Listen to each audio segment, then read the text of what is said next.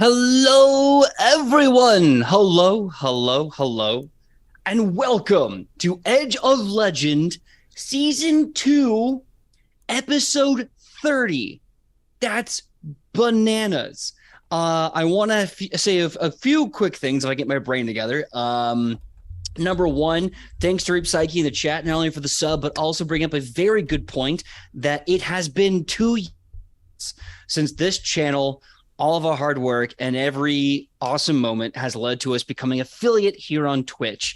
And that could never happen without these amazing people who said yes to being on this show and doing this game with y'all.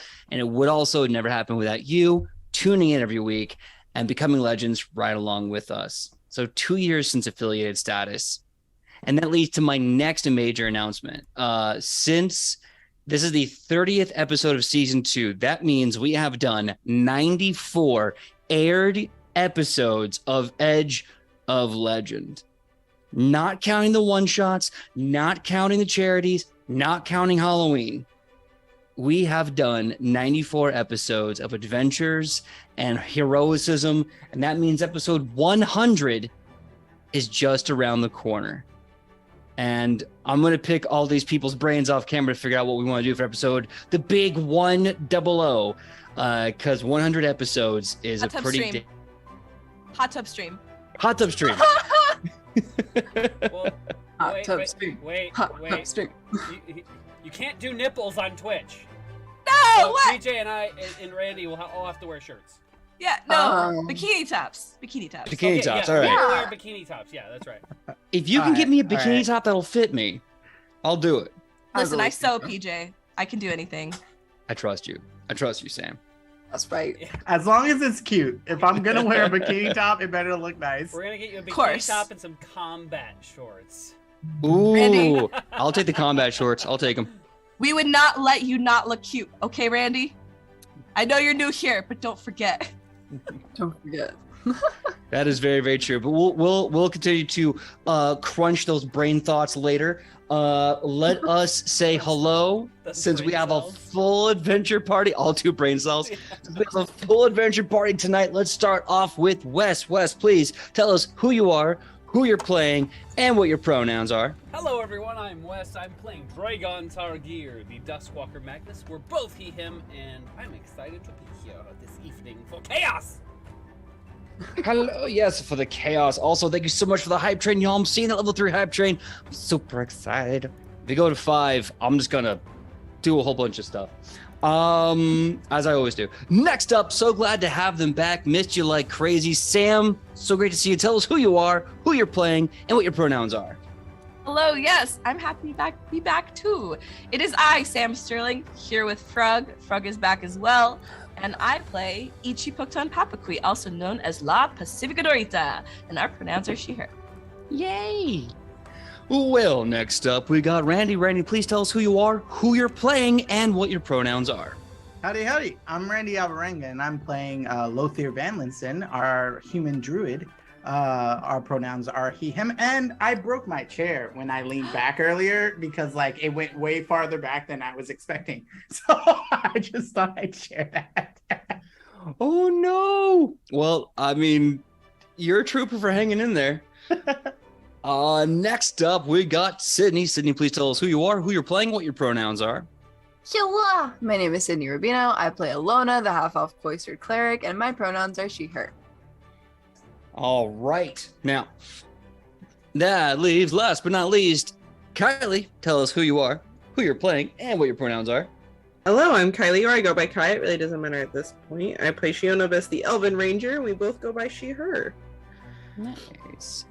Well, last but not least is little ol' me. I am PJ, the GM for Edge of Legend on Nat 20 Productions Official. My pronouns are he, him, and I'll be playing everyone and everything in between. And if you haven't had a chance to go on our YouTube and check out the recap done by amazing Randy, let me give you a little taste of what you missed. So last episode, they finally got into the city, New Jack City, after surviving the trenches and the mud and the magical city of Honeycrumb, just adjacent, tucked away. They enter the city of New Jack City to this wonderful display of a technotropolis, diesel punk fantasy environment with cars moving everywhere, asphalt roads. It's all very, very big culture shock. They found the Straussland Theater District. They found the amazing Emmerich Industries, Stokes Industries nearby, and thanks to a little deal that Shionibus made, they were able to get 5-star accommodations at the Shirlton Hotel. Well, what was that room based upon? A deal that they had made, that Kylie had made, to do an investigation for the Bureau, or the BAI, the Bureau of Archaeological Investigations. It's a mouthful. It's a mouthful. As we're just gonna call it the Bureau, or the Buys to be easy, or the Bye-Byes if you're magical, and you know. No, don't put that on. We're not gonna call them the Buys. We're not gonna put them the bisexuals. They do better work than that. So one investigation. Also, the Compass Rose is present. They have a compound here. They also need something investigated. And a familiar catfolk from our very first Daltonshire game was there in the lobby, also as a liaison from the Compass Rose. If Sam remembers, this was the character she played when she first started playing with us around Halloween of 2020, I think. Oh my god, Dang, I it's forgot. forever. Is that the character that used lore genealogy to decide who to push in front of an eldritch god? No, I believe that was from the Crimson Carnage in 2021. Oh, I you're want to right. say. Yeah. You're right. Wait. Oh my gosh. You were the only one when we went to Daltonshire that lived. Oh yeah! Oh my gosh. I'm gonna have to rewatch it. Daltonshire, good times, awful times, bad You times. have my character Snake. Mm-hmm. You have Amren, the snake of Sydney's character, as they mentioned. And yeah, your character is definitely living with that trauma of experiencing everything that they experienced that day. So that's fun too. And so the heroes go to their 5-star accommodations in a penthouse after having a conversation with Agent Pulver about what it is they need from them and what they can do together and what their mission would be. And then decide to put on the swankiest early Americana 1920s, 1940s nightwear, and they went out and they hit the town. They went to the Pink Lace where Shionibus found Felix Chance, who had been in town, to basically just kind of kick back and relax a bit. There was also the Night Witches of New Jack City had gone out to party and have a few drinks, and Dragon got to be kissed by one of them quite passionately. Well, about that time, I believe the episode ended. Now, there was some stuff up in the air, and this is what we're going to come back into. Upon learning, of course, that the Reckoners have a few assassins in the city looking for you at the behest of someone else, as well as someone who is trying to investigate Camouflage, the hero that basically helped you get to the city in one piece. There's a lot of different things, a lot of different moving parts happening right now. You also wanted to go to the nearby Everly Grace Tavern for the second party of the evening. So the question is up to you. Do you want to continue going to the Everly Grace Tavern as is the plan? Do you want to break off and do something else? What do you want to do? I absolutely want the party to continue. I mean, Alona was pretty adamant about wanting to go to the Everly Grace Tavern, so like I don't feel like her opinions have changed very much. But if somebody else wants to do something else, pitch. Dragon is distracted, so. Well, Dragon, you and the cute girl that you're macking with are coming with us. So Okay. unless you can. that's about would be his response too. So.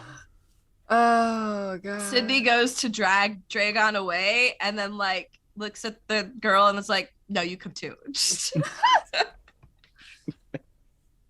You're small Love and that. cute.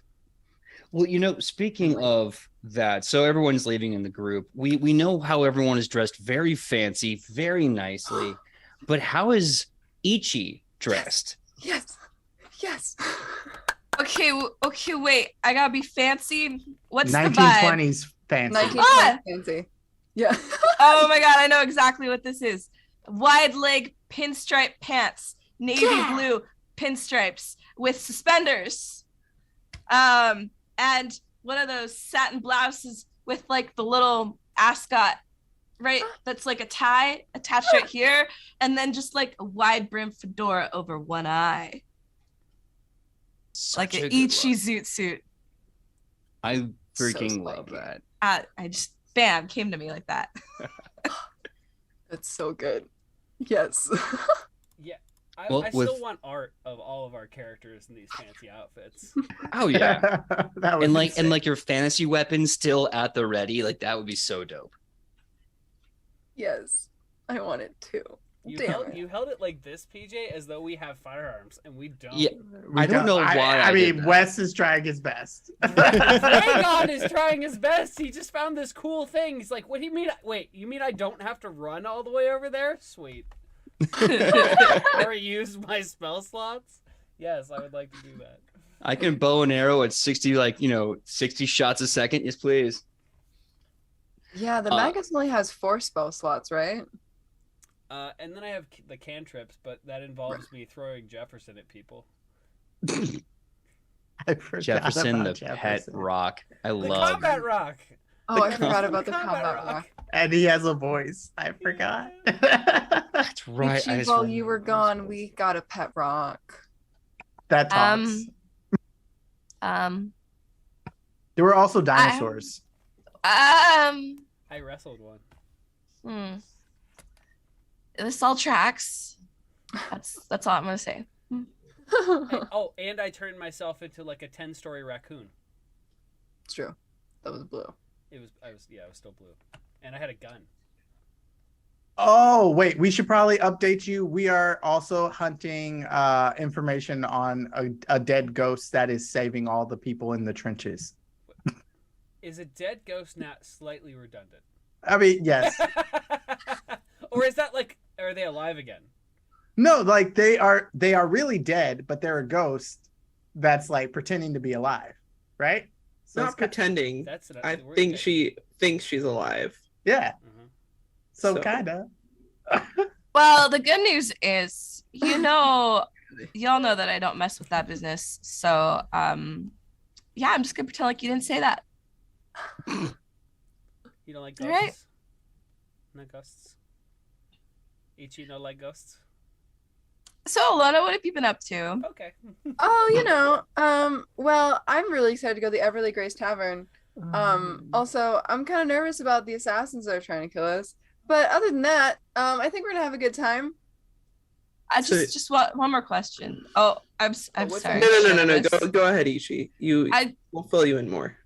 I just wanted to know if this tavern was certified ghost free. The Everly Grace. I mean, Yeah. I don't see. I'm sure. Yeah. I mean, No. I can't you promise. can always check. Yeah. You can see, or I guess Jonabus could go in the duat. No, I want Itchy to do it. Listen. Don't patronize me. Shionibus is telling it like it is, and I'm just gonna stand next to her this entire time.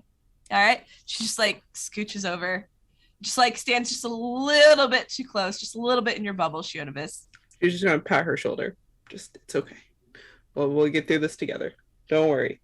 Do you have to bend down for that? Maybe. Just slightly, just a slight bend at the knee. Yay. All right, so are we sure we want to go out with assassins, like, on our tail? Well, Is we all doing dates again or what? Oh, like go out. I mean, the alternative is we just stay in our fancy little hotel, but I think they could still probably try to get to us, so we might as well be having fun when we have to fight them, right? So, you just see a hand shoot out with a thumbs up. Oh my god.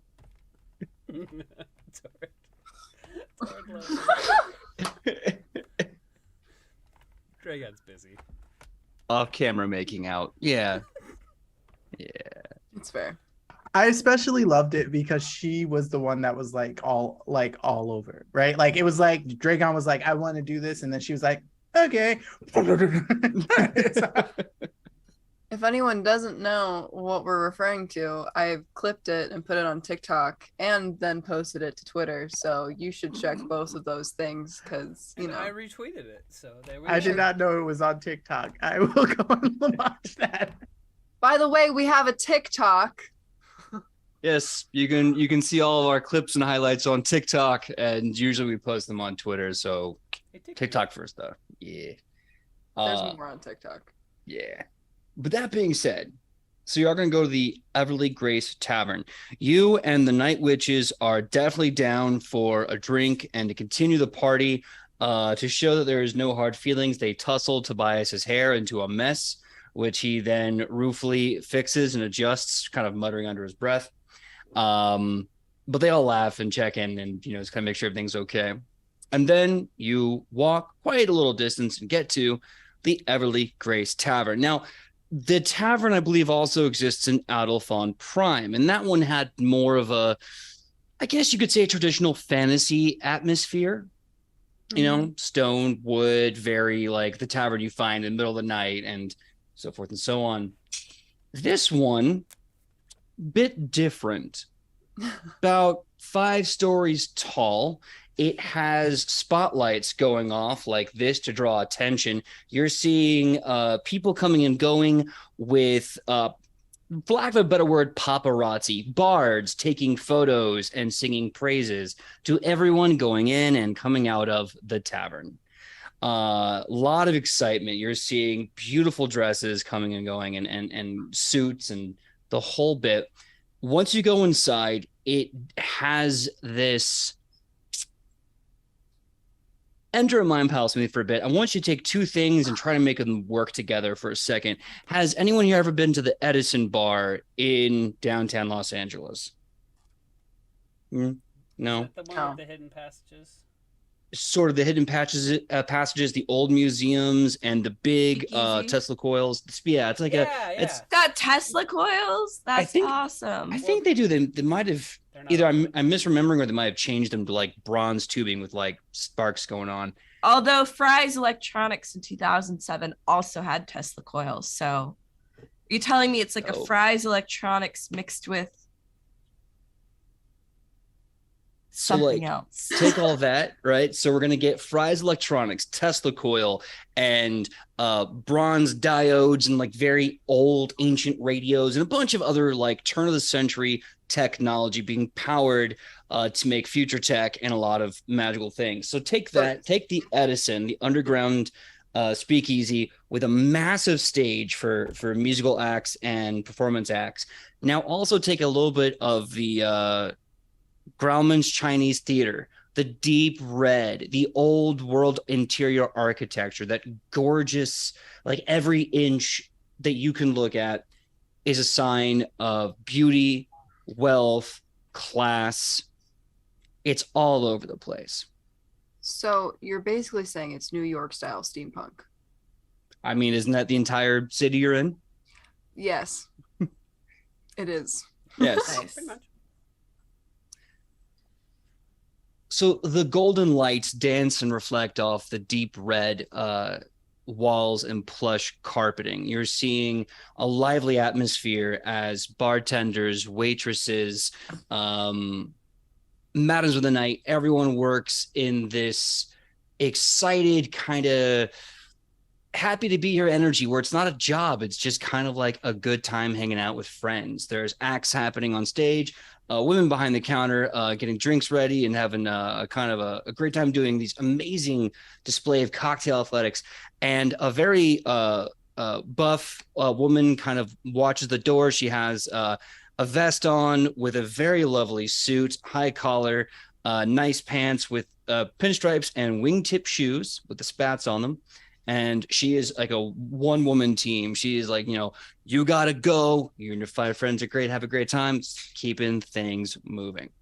So welcome to the bumping, thriving, living Everly Grace Tavern of New Jack City. Yes.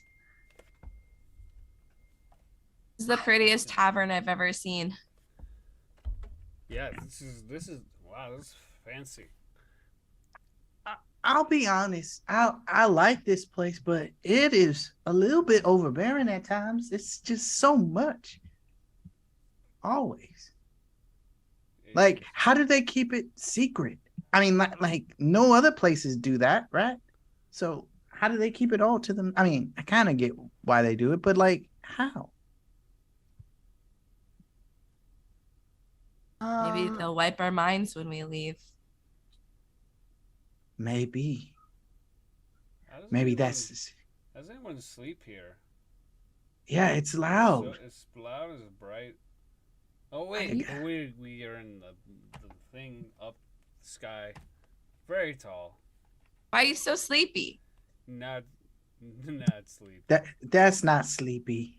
Not sleepy. I am in a good. He's got his arm around. Can I give him a water skin? Yeah. Yeah. Hey, bud. He's got a I perpetual know. smile on, by the way. I know you're having a great time. This will help you drink more later. If you drink it now, it's for your health. That's a great idea, Lothier. And he's gonna take it from you and then immediately hand it to her first. Good. Yeah, Nice. Have some of this. This will be good. And then he's gonna Yay. whisper very loudly. Thanks, buddy. Oh. You're welcome. Let's have fun, but not too much fun. But have fun. And he like looks. He like goes from the smiley to like dead serious. I'm planning to have too much fun.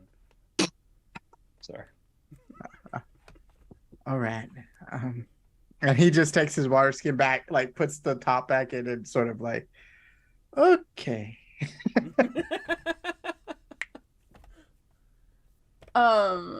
Alona's gonna walk right into the tavern. Very excited. Is Everly Can't Grace we there? walk right in?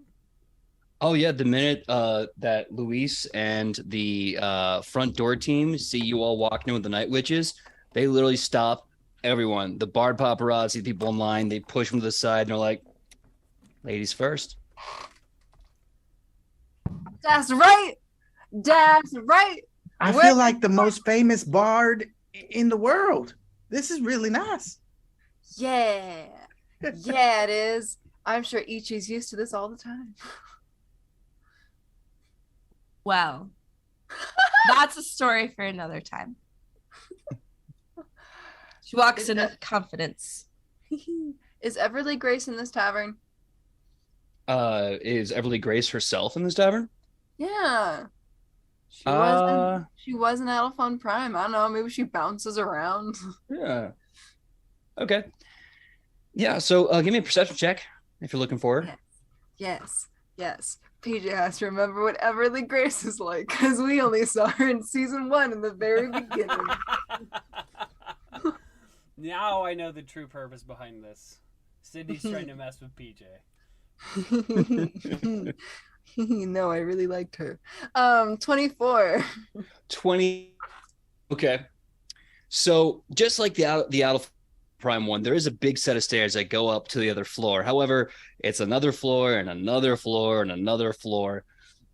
But eventually coming down the stairs, you see an older woman. I'm going to say somewhere in her late 40s to like mid 50s, filled with the confidence and peace of a long-lived maternity, you know, kind of that kind of infallible womanhood. She comes down, she got this big hat on, it's got a nice fluffy trim to it. She has this like a mink around her neck, this beautiful pea coat. Imagine like Mae West meets one of the matronly characters from an old Disney movie cartoon. You know what I'm talking about? And she comes down the stairs with the grace of Everly Grace herself. Disney Mae West. Amazing. Disney's Mae West, if you'll not Pixar's Mae West, that's different. Because she'd turn around and everything would get knocked way the hell over. So, but Disney's Mae West. All right. And PJ, I have to stop Yeah. you there for a second. Just because you said an older woman in her 40s or 50s. I said late 40s or mid 50s. I didn't older than me. I'm not talking like an old woman. No, an older woman. Just entertained. I'm sorry. Stop poking me. All y'all keep poking me. Yeah, I mean, there are assassins on our tail. Do we really want to poke the bear? Yeah, suddenly 19 assassins. Oh no, that's E21 all the way over there. If your dice are messing with you, PJ. What did I do? What did I do, universe? It's a Wednesday. Yeah, don't get off them. What? Wednesday. Oh my god. Well, anyway, so you do see Everly Grace Yay. in there, just scoping it out, making sure everything's going well. And you see there's an act on this massive stage performing with a big band behind her. And the sort of bodybuilder bouncer from the front has now come inside, closed the doors behind her, and is starting to just kind of oversee the event. The question is, what do you want to do? There's a lot of things to do in the Everly Grace Tavern. I'm gonna walk right up to Everly Grace, Okay. right up there. And I know she doesn't sound like this because she didn't sound like this in episode, I don't know, 10. But the image that you painted in my brain when you said Disney Mae West was like, oh, why don't you come around and pet my companion rabbit sometime? Like, I don't know. The worst part is you're not wrong. That's what my brain was starting to formulate this character as in my noodle. You're just, yeah. Because like she's the Everly Grace. She's the avatar of Rochelle. And if she is to be in different of her taverns at once, then she is to take on the environment of her surroundings.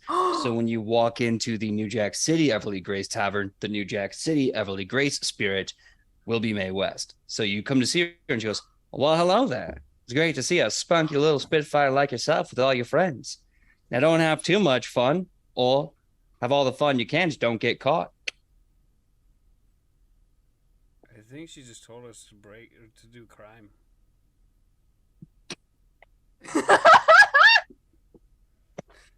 Yes. Be gay, do crime. Does that mean So- I can do magic?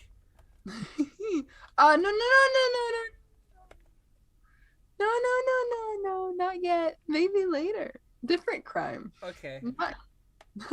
Okay. Hi. I don't know if you remember me or if you remember Shionabis, but we met you once a long time ago before, when the Green War was really starting to kick off, that was a few months ago. But how are you doing? The place looks great. Well, thank you. Not all this is my idea. I wanted to keep things casual, but when you're in a big city, you go big. We're currently working on putting one of these little lovely temples out in Shin, and also considering Azmakan. Of course, if it's wanted, wherever we're wanted, that's where we're going to be. It is absolutely wanted. Oh, wow. I can't wait to visit you in each one of those. I want to go to every single Everly Grace Tavern that exists. She just like a nice gloved lace hand just kind of produces from under a little mink, and she boops you on the nose, and she goes, "You're my favorite kind of gal, adventurous, and I guess just a little bit of stubborn." It's the gay. So that's so great. I'm so happy right now. Are you performing later? I might be, I might not be. I like to let my audience just kind of sweat a little bit. But once Minnie's done, maybe I'll see about going on stage and giving you all a really good time.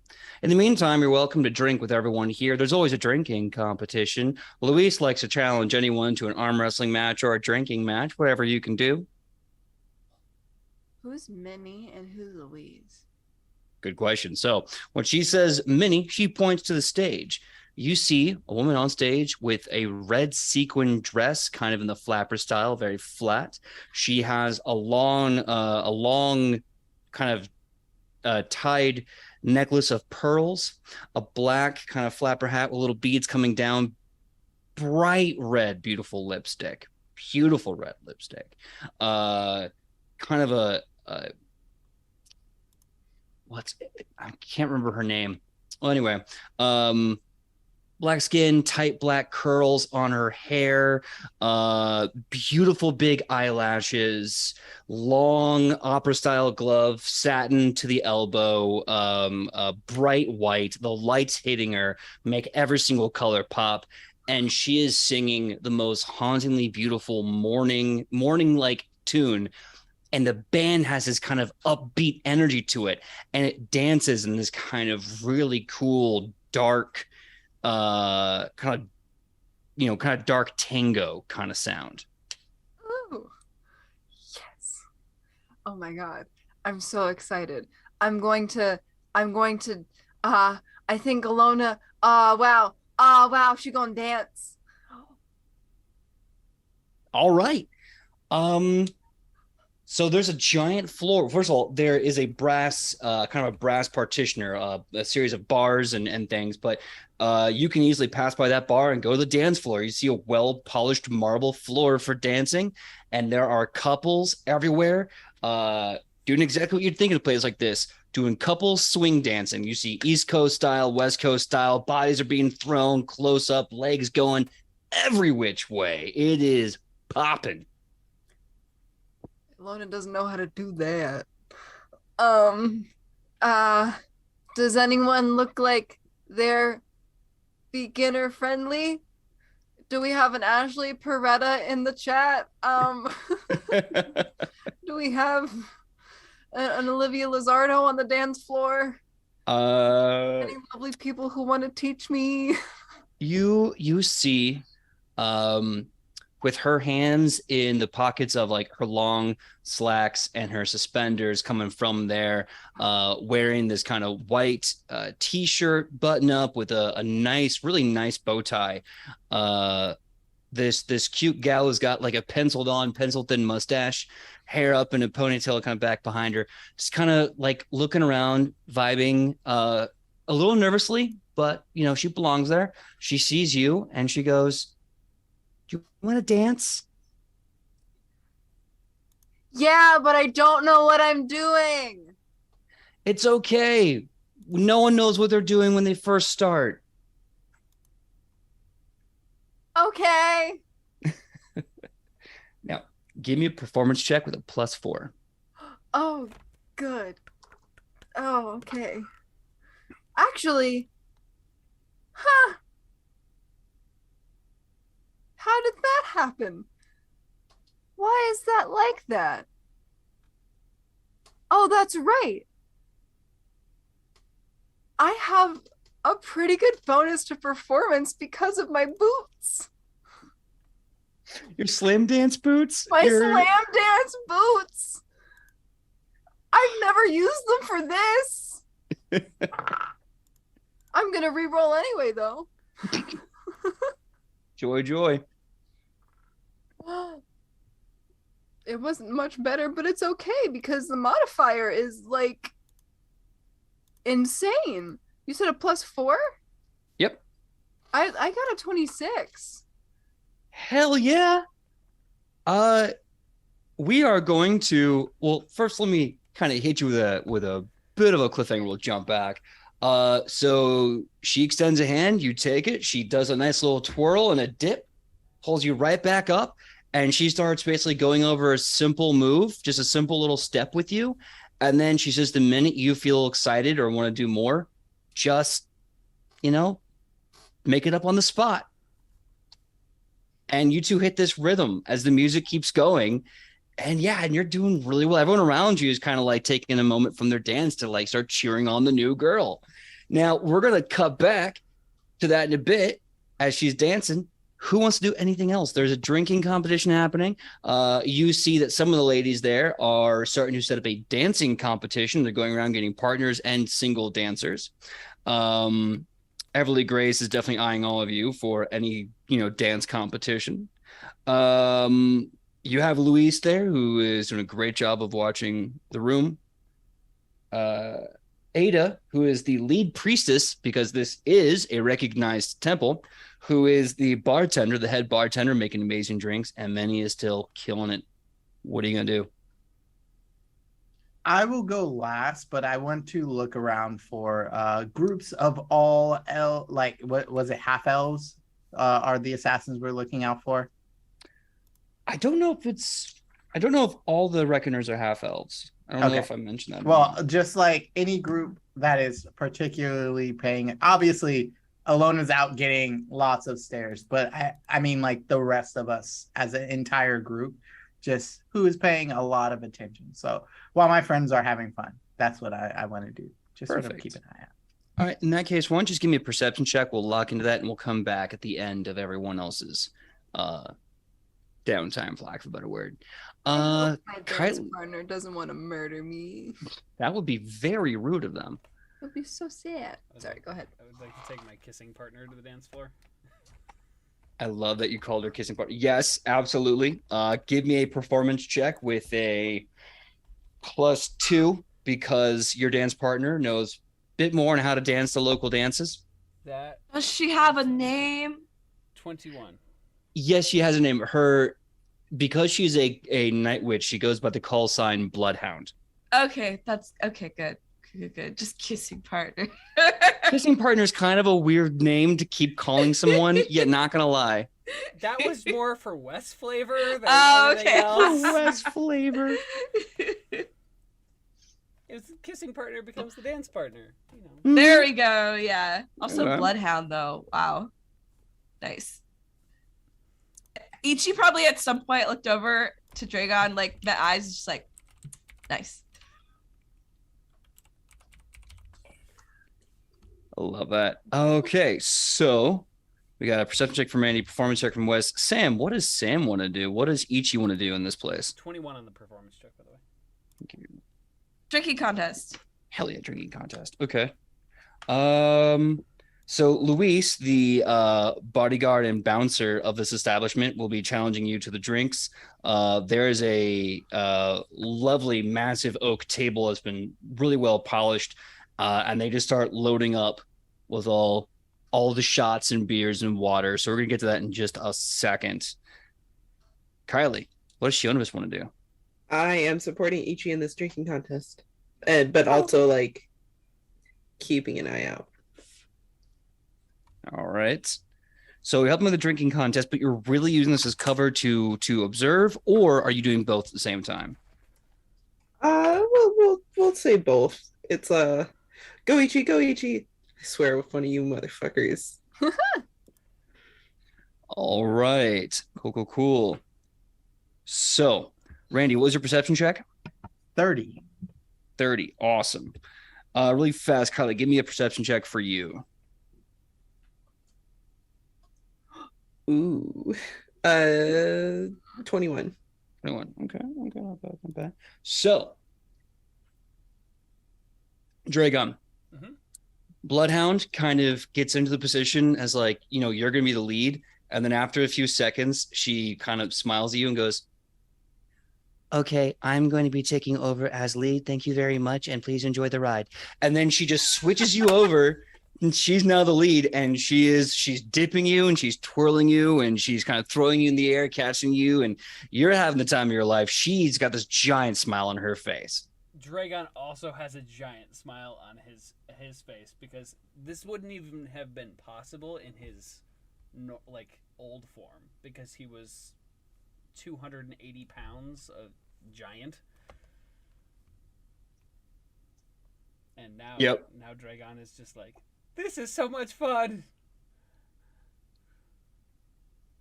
I love that.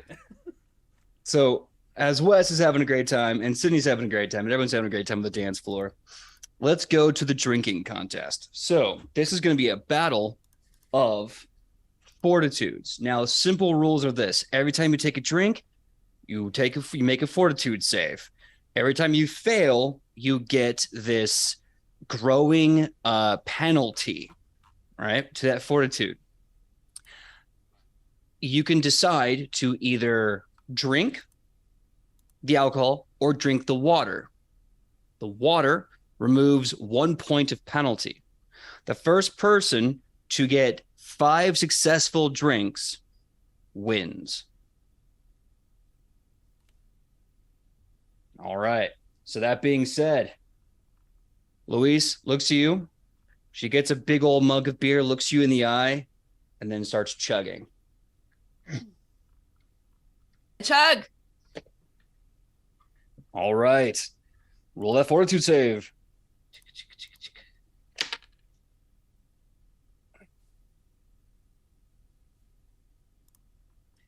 I'm gonna use my hero point because that was a natural one. Oof. I can't lose. That's pretty rough too. Oh, but my fortitude's so high. Okay. 21. Okay. Now, I'll say this just to make things fast moving forward. The DC is standard 4 level, meaning it is 23. That is technically a fail. You get a -1 to your fortitude saves. Don't worry. She also failed. Louise did not roll well. Oh, Okay. no. All right. Round 2, she's going to take a shot. Oh, no, that's not good. For who? I will tell you when we... All right, I do the same. Okay. I forgot. I don't know how to do math. Find a calculator. 32. 32. Hell yeah. She just needed some tequila. Hold on, let me take a shot of tequila so I can drink more. It awakened Sorry, the I belly. interrupted you, PJ. No, I'm that's a fine. huge fan of the tequila, so I approve this message. Yeah. I have become a huge fan of margaritas, and you really have to have a good tequila for that. So me by proxy. So you're able to just get that shot of tequila down. Louise is chugging this beer. Unfortunately, she is not having a good time. This will be round 3. She is at a -2 penalty for her fortitude save. So she's going to take this to start chugging water and get that down to a 1 penalty, which means you now have a very strong lead. What are you going to do? You can drink water to remove the penalty or take a shot. Tequila. Tequila it is. Roll with that -1 penalty. Okay.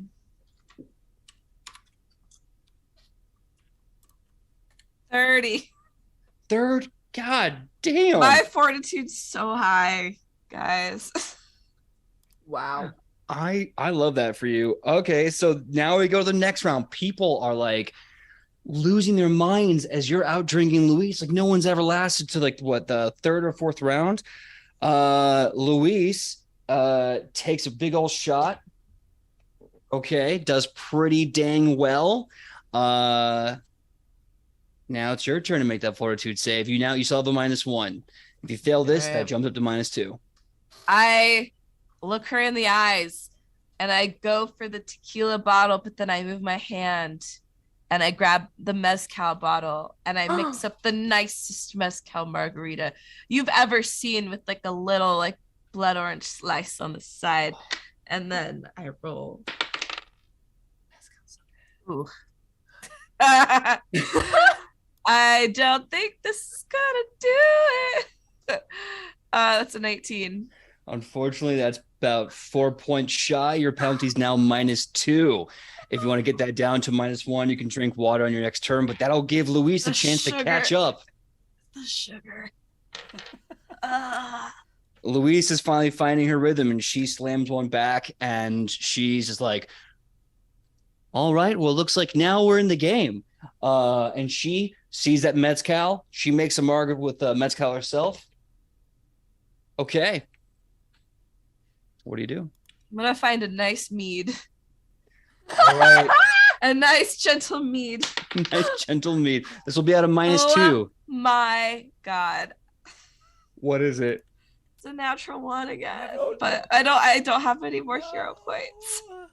Well, that's obviously a fail. That's You know a -3 or what? A negative. That's a -3. It's okay because she also bombed it with a dive face of 4, so she's at -3 as well. I gotta hydrate, y'all. You're both at 2 successful drinks. You got to get to 5 to win. Who's gonna get that 5th one? She's gonna get that mead. Okay, looking pretty good even with that penalty. What are you gonna do? You're gonna hydrate for this one? Hydration's important. All right. Take that penalty down by 1 point. You're now at a -2. Louise has the lead on you, so we'll see what happens next. She is going to try with her -3 and drink another one. And she doesn't make it. What are you going to do? Let's try a different gentle mead. Maybe the peach didn't agree with me. Let's just try gentle honey mead. How about Love the the dwarven cheese wine? Oh, the Oh dwarven God, cheese you're wine. right. That'll be next. She doesn't wait. I don't think Sam. You need to know that it smells extremely bad. Tastes amazing. Oh my It God. smells really bad. Just wanted to let tastes you like know. like a salted caramel milkshake, if I remember correctly. What? Mhm. I'm kind Salted of down caramel for that. vanilla But milkshake. It smells like old cheese. Yep. Well, for my gentle honey mead, I rolled a 25. That beats the DC by 2. You have your 3rd successful drink. You are now neck and neck at 3 out of 5 for victories. Louise, I believe at this point is at a -4. So she's going to hydrate on this one, putting her down to a -3. What are you going to do? Okay. I heard about this dwarven cheese wine. I should already know about it, right? Should I know about it already? You probably heard rumors from like your dwarven cousins that those crazy dwarves of the north make a wine out of cheese and mushrooms, and it's probably the worst thing you've ever. That'll be my celebratory drink if I win. Yeah. No. We're just gonna go for a nice crisp ale. Lovely. We're at -2, right? Mm-hmm. This is good. 32. 32. You are now taking the lead, 4 out of 5. Luis is having a hard time. Let's see if that hydration can make or break the fallback. You only need one more successful drink, and you will have won, beating Luis at drinking. And that is that. Nope, she's not going to pass that. Okay. What is it gonna be this round? Let's see. I'm just gonna do the dwarven cheese wine now. We're doing it now. All right. I believe. You're at a Describe minus. what it's. Yeah, I'm at a -2. Describe what -2. it smells like again. Okay. Imagine, if you will, a kind of old, smelly, kind of salty cheese smell. Like either feet that haven't been washed in a while, or like cheese that has been in the fridge too long. It is a warm and unpleasant scent. Okay. I'm gonna like look at her, grab that stuff, slide it over, like get a little bit close to her, pop it open, waft it. Hold on, she's making another fortitude save. She fails. She gets noticeably sick at that smell. I'm gonna say she loses one of her 3 drinks. Ooh. Please continue. I'm gonna slide it back over to me, steal myself. I'm gonna take a big whiff of it, and I'm gonna rage. Rage. Oh my god. Oh my god, I And then love I'm it. gonna pound it. Just Fortitude, come on, yeah. Jace. Just Ichi screaming and then downing. It's a natural one. Natural. Oh my god. I swear this is the 3rd natural one. That's insane. I am going to say you also lose your 4th drink. This is but the thing is, the minute you start taking it, you can start hearing the voices of like your uncle, your ancestors, just you're hearing all these voices just going like Ichi, Ichi, Ichi. This is for you, Tio. One more time. I'm gonna do another one of this. Okay, all right, let's roll it. Fortitude saves to go.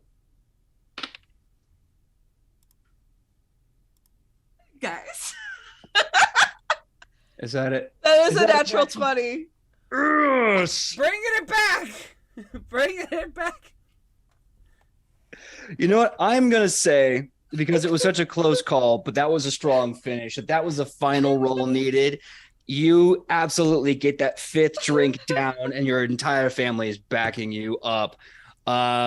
Luis stands up and extends a big hand to you, just, really drunk and having a great time.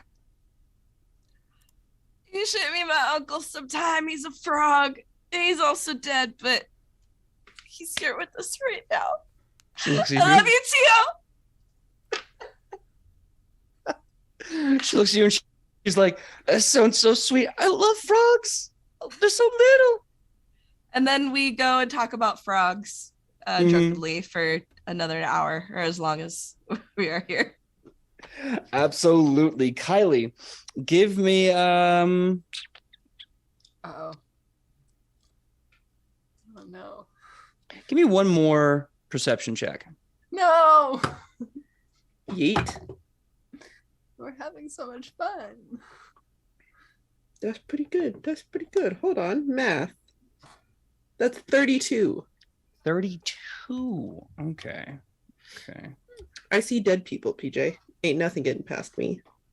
That is very true. You do see I the mean, dead do you folk. see my uncle cheering for me? Oh yeah, now that you're the Duat, you would see them too. I would say she probably didn't bring that cloak with her. It would have clashed with the outfit. Oh. Valid. Yeah. That's very good. Okay. That's good to know. Sorry, y'all. It's okay. What's that? Okay. Sydney's now panicking. Yep. Oh no. Yep. This is. I'm wondering. So Randy and Kylie, during the night, you spot, you see Alona and Dragon dancing the floor, having a great time. You see two things happen. One, as Ichi and Luis leave the table, you see another woman come by and just slam down an empty mug in the middle of the table. This woman has about shoulder length, if not down to her back, red hair with some curls to it, freckles across her cheeks. She is wearing a sort of body wench outfit that absolutely stands out in this club. She does not look like she fits in here at all. And she kind of puts down this mug, and as she walks away, she gives you all a wink and vanishes. I'm gonna look at Randy. Yeah. They're like, you saw that, right? Oh, he looks back at you like, yeah. Like mouthing, yeah. I'm gonna do a little like a come on. All right. And I'm gonna like leisurely go in the direction at least she disappeared to. Mm-hmm. Okay. Your choice. Acrobatics or stealth.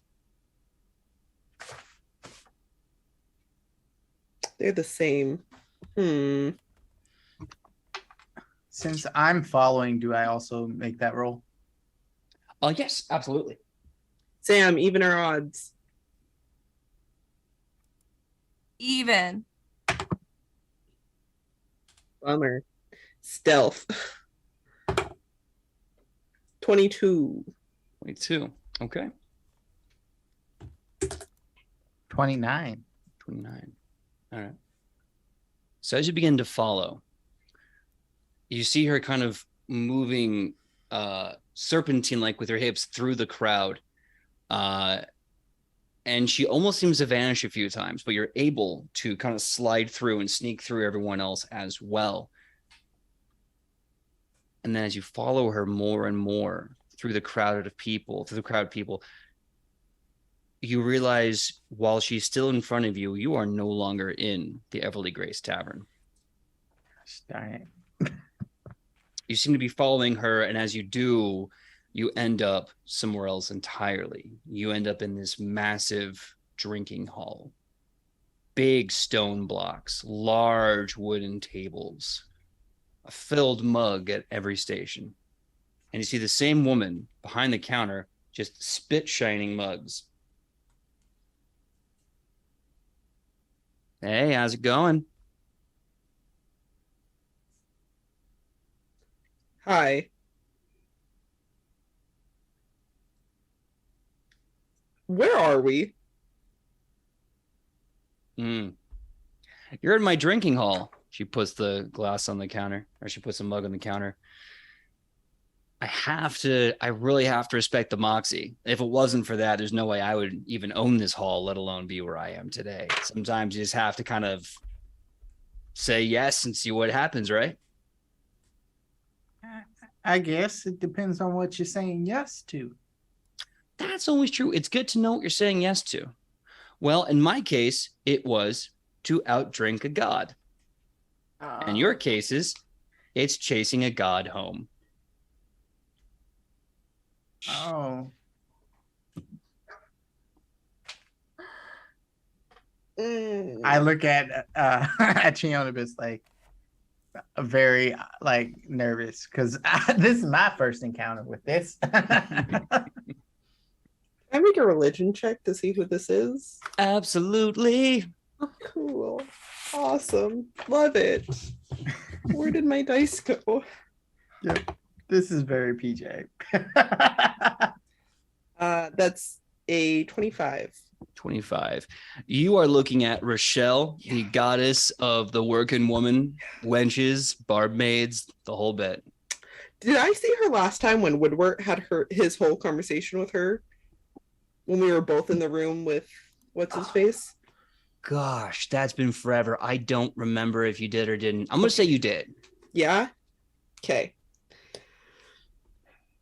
Rochelle! Always lovely. God damn it. You see this look of just understanding, like he instantly realizes who it is, and he's like, "Oh, sorry. Nice to meet you." Nice to meet you too. Don't be sorry. Pick up a seat. Get a drink. Literally anything you want will be in any glass you pick up. It's on me, sweetie. Don't you worry none. We would love to, and we probably will, because respect. But why were you at Everly Grace's? Just for funsies, or? Well, Everly Grace is my avatar, so every time she's present, so am I. Everywhere she goes, I got her back. And it just so happens y'all were having a great time. I love your work, by the way. I'm a huge fan. And Woodward, the best booze I've ever had in my life. That man can make a drink. Yeah. And to her credit, Ichi basically conquered someone else looking at being an avatar as well in a drinking competition. So I thought I'd give her a little reward. Someone should really take that mug, by the way. That's a relic. I don't want anyone walking out with that divine relic. All right, I'll make sure Ichi grabs it when we head back. Speaking of which, we should probably do. Yeah, before you go, can I do you all a favor? Listen, I'm a goddess that made my entire life off of moxie and favors and rewards. And you followed me when you shouldn't have. So the least I could do is say thank you for showing me that truly the world's in good hands. What can I get for you? She's gonna look at Lothair.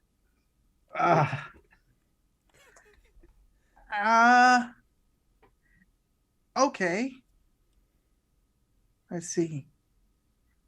So we're here and we have a mission to sneak into the Bureau of Archaeological Investigation.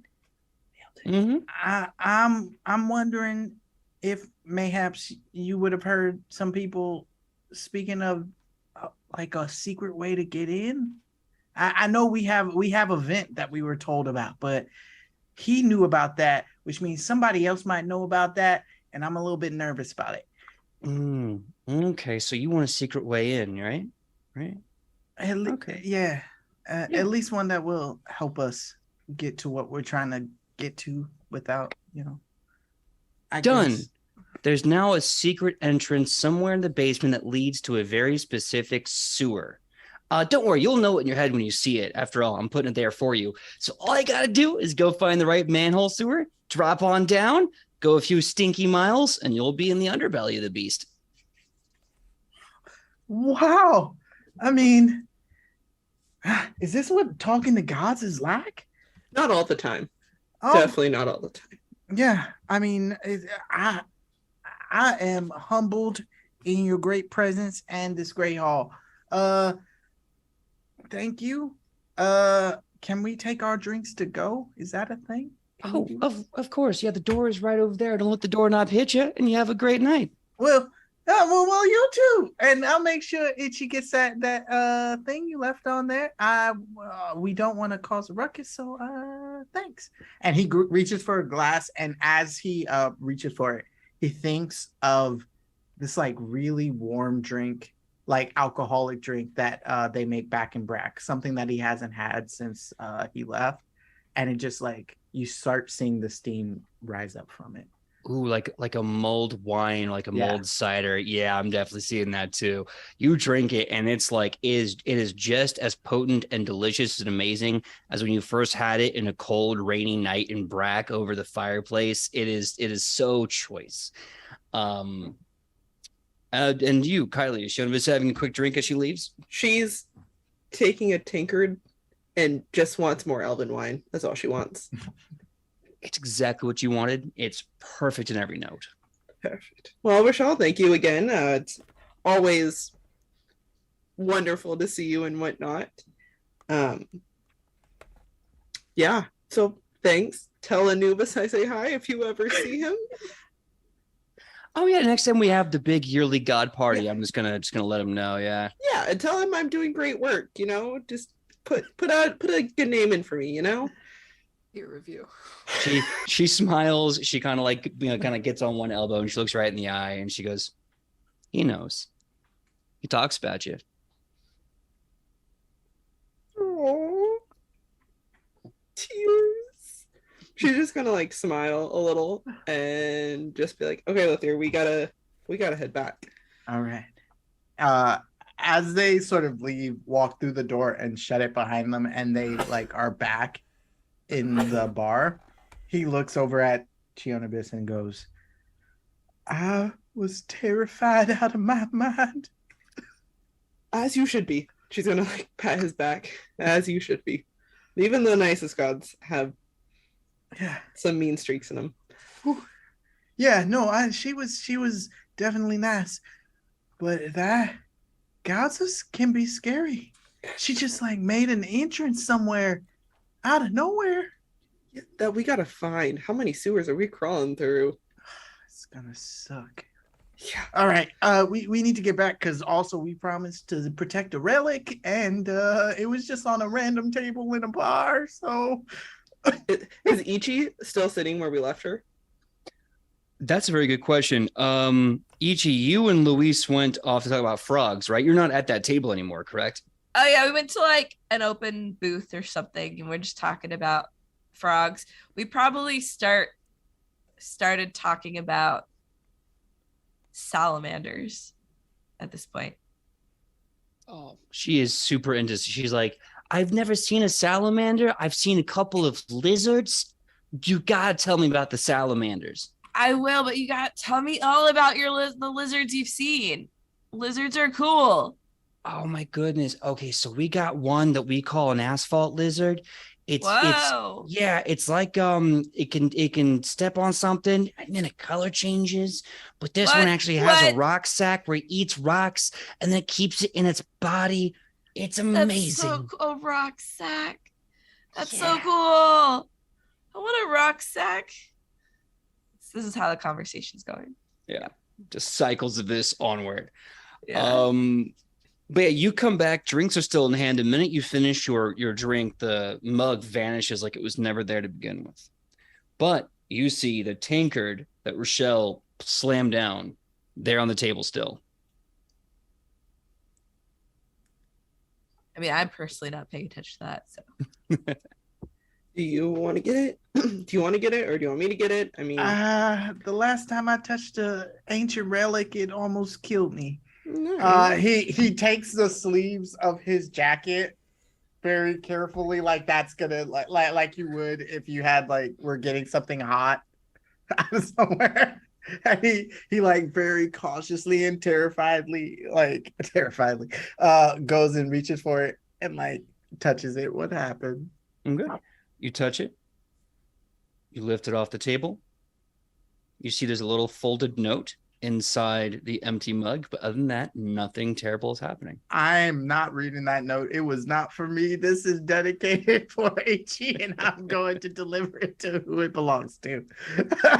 So, Ichi, you just see Lothier like walk up very slow. Like, I'm talking the most meticulous, slow steps that you've ever seen. Like, he is carrying like the crown jewels of the royal queen of England, right? And he like comes and places this on the table. Ichi, I know this might be strange. This is for you. Yeah. And then he runs away. wait. It's just what? It's for you. It's a gift. Don't question. Just take it. Okay, thank you. And I pick it up and I look at it. Just looks like a normal thing. It has a note in it. Has a note in it. I read the note. The note says, "Dear Ichi, way to go, girl. You are definitely a champion of the ring, a champion of people, and a champion of cups. Tell Louise I said hi. I'll be keeping my eye out on her. And in the meantime, keep doing what you're doing. Signed, Rochelle." Ichi reads the note. Oh, sorry, go ahead. No. Continue, please. Ichi reads the note and is like, Rochelle, I will verify this handwriting later. And I fold the note, put it back in the cup. So you have just acquired the Deep Cups mug. When treated and held in their hand, this mug is treated as a 1d6 bludgeoning damage weapon with agile, backswing, and parry traits.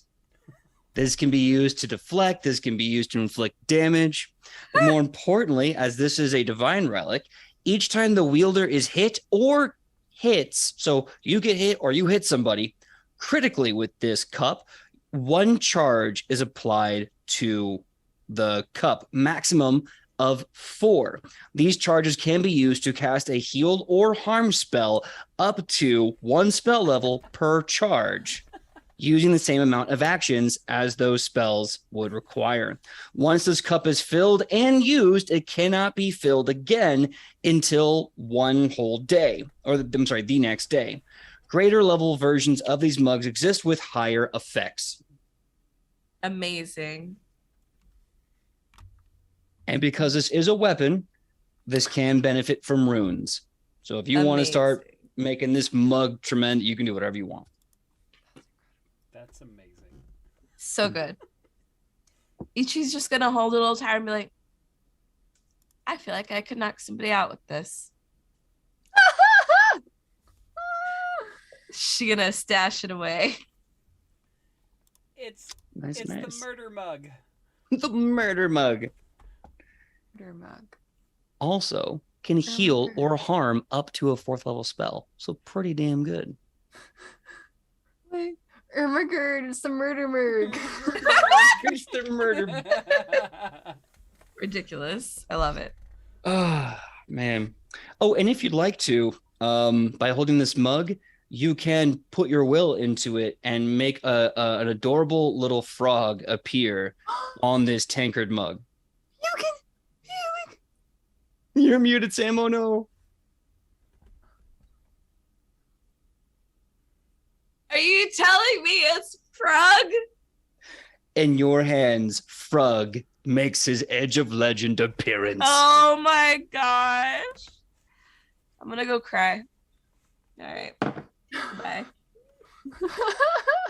I'm so happy. I love him. I love Frog. I love the look on his face. It's just a look that says, I don't know, I just got here. Oh my gosh, I'm very happy. Thank you, PJ. Yep. Now, I had Randy and Kylie also do another perception check, where I said there's two things, and one of the things they spotted was Rochelle dropping off this relic to reward Ichi for her triumph over a potential candidate for Avatar.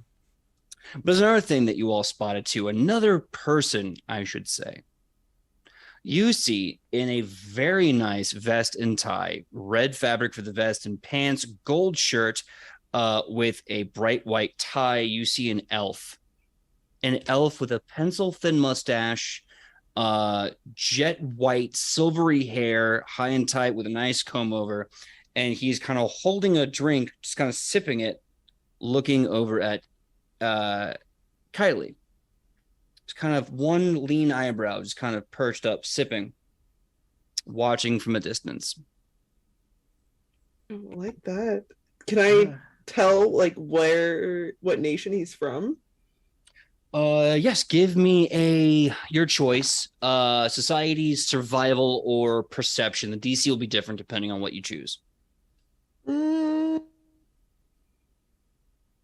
I argue diplomacy? If you talk to him, yes. Oh, hard pass. Don't be I'll go with society. Okay. The DC here will be probably the hardest at a 28.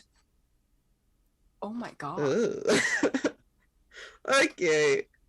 Wes. Yeet. I'm gonna. Nah. I was gonna hero point it, but nah. Just in case something worse happens to me later. That's a 19. A 19. Can't quite tell what region this elf is from. He's staring at Chionobis, right? Yes, you can see him. He's not looking at you.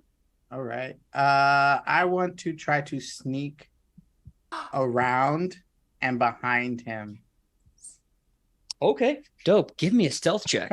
I am not the most stealthy, you guys. This is If only the roles were reversed, alas. All right. Okay. We got a nice roll. Let's see what my character sheet has on it. It's not too friendly. All right. Ooh. Oh, that's math though. That's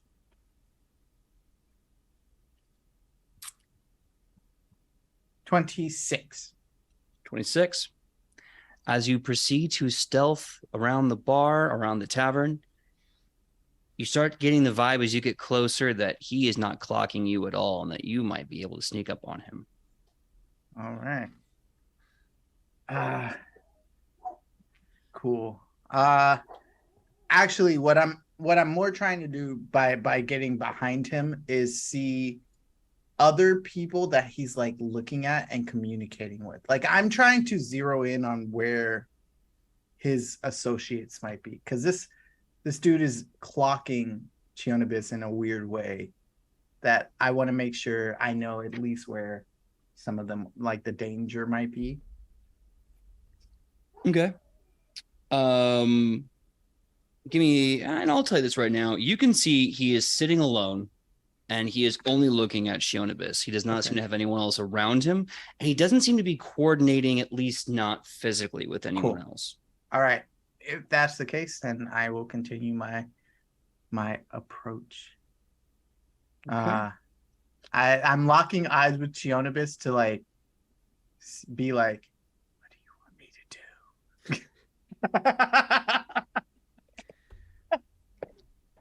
Bro, you're on your own. Yep.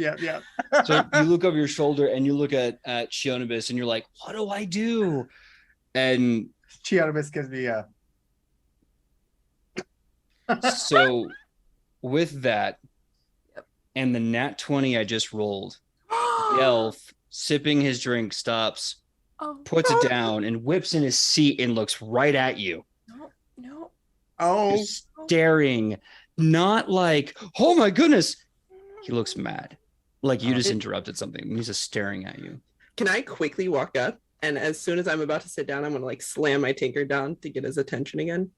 Yes, give me intimidation or diplomacy for the distraction. It's always intimidation. Are you kidding me? Yeet. Oh, there goes that dice. 28. 28. Yeah, he's about to speak, and you slam it down. It kind of jumps, and now he looks at you and just. In Elvish, I'm gonna say, "Can I help you?" In a very old Elvish, probably older than what you're used to hearing, but you can still pick out most of it. He says,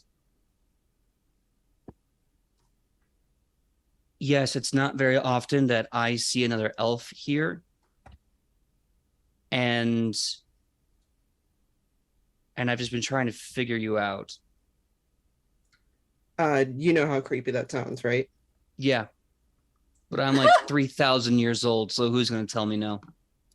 Ooh, no, yeah, no, it's gonna be me. Let me pull that back, because that sounds extremely creepy, and that is not what I intended for the character. He says, I'm 3,000 years old, so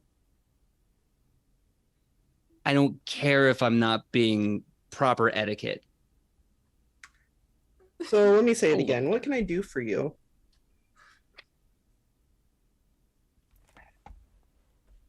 I know everyone in this city. This conversation is happening entirely in Elvish. I know everyone in this city. I don't know you. I know a lot of elves. I don't know you. What are you doing in this city? Are you doing a job? Are you in town temporarily? I'm just passing through. Would you like a job while you're passing through? Depends what it is. He leans back and he speaks in common now. And his New Jack City accent comes out. And he goes, well, then, Mr. Friend behind me and Miss Friend in front of me, how about we all have a seat and talk as pals? I have some, I think, really interesting information that you may want to know. So Lothier walks over to the table, but he's like clutching the end of his like staff, like he's pulled it off his back, and he's like ready to like swing, and he's like, "Oh, just talk, okay." And he sits down. So you sit down. He does a quick gesture, and some drinks come up, and then before they put on the table, they say, "Now ask politely." You know, you're right. That was a presumptuous gesture of mine. May I please have these drinks? Very pleased. And they give it to me. Very thankful. Here's a tip. I'm sorry I'm being very rude. And so he hands out the drinks and he just says, are you familiar with Emmerich Industries? I mean, I've heard of it. Yeah. I am on the board, one of the main directors of Emmerich Industries. We have been apparently having members of the Compass Rose trying to investigate our headquarters in this city.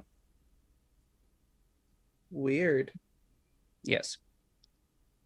I do not want to let whatever they're looking for fall into their hands. By that, I would rather we know what it is they're looking for and find it first. So, I would like to hire you and your constituents to go to Emmerich Industries and look for whatever it is they are looking for. If you do that, we'll pay you handsomely. Very, very handsomely. And as a sign of good faith, you will need one of my key cards to get into the basement. I will make sure that I am away from the office, and you can take my key card without a threat, without any problems at all.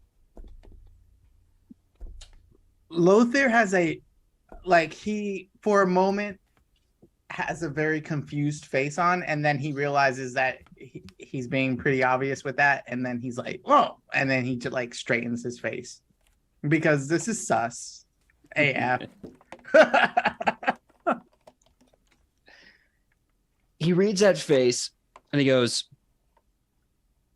I have suspicions of what they're looking for. I have some doubts, there are secrets in every corner of this city. Everyone's got a lie. Everyone's got a tell. Everyone's got something they don't want you to know. And everyone's got closets in the skeletons. Now, I'm trying to figure out what that is for Emic Industries, since that is currently my business. And I have a very, very bad feeling I know what that is, but I'm not allowed to go looking. I want you to go looking for me to protect me. So that if we get caught, you can pretend like you don't have any knowledge that we're doing this, right? Is that? Of course. Yeah. But if they put you in prison, I'll pay bail. No big deal. For Chionibus, those are the exact same words he says that the BIA agent said to us in the last episode. All right. He goes, well, thanks for the card. I can say we will think about it, but we cannot make any promises. I need to talk with the rest of my group. Well, all righty then. Absolutely. You go ahead and you do that. That is important. And then in Elvish, he looks over to Shionibus and he says, have you ever noticed? I'm sorry, this is in Elvish. Have you ever noticed the statue to Emmerich has an unusual series of limbs from the back? Have I noticed? It was a description episode ago. It's Okay. fine, but he says that. Yeah. Yep, I have. I certainly have. Like Doc Ock? It doesn't make any sense, but I can't help but think that somehow Emmerich Industries is responsible for the Great Pruning 1,000 years ago. I don't know how, but I think he's responsible. I think we are responsible. Lothar, if you're watching Shionibus, all the just light in her face, just color, everything just drains real quick. Lothar has no, like, he sees that. He has no idea what's said. He just kind of looks at the elven, you said man, right? He says, that's kind of rude to sit at a table and not communicate things with the people who are going to be doing that job. I know I'm not probably, an elf like y'all. It's obvious. But if you asking me to do work and you can trust me enough to get myself in trouble, you can at least trust me enough to tell me what the hell I'm going to be doing. And then he gets up and walks away. The elf grabs you by your coattail, stops you. You see now an apologetic look on his face. He turns to Shionibus in Elven. He says, would you feel comfortable if I told him what we're talking about? She's going to just wave, just fuming at this point. He turns to you and in a hushed whisper, he says, my apologies, buddy. Listen, pal, this is some very delicate stuff. I think that my company that I'm on the board for, have a piece of that I own, may have been responsible, partially or entirely, I don't know yet, for the great pruning of the elven trees of life about 1,000 years ago. Now, it doesn't make any sense. And I'm not allowed to investigate because that would compromise my position on the board. But if the Compass Rose is digging around for that kind of information, I need to know that first.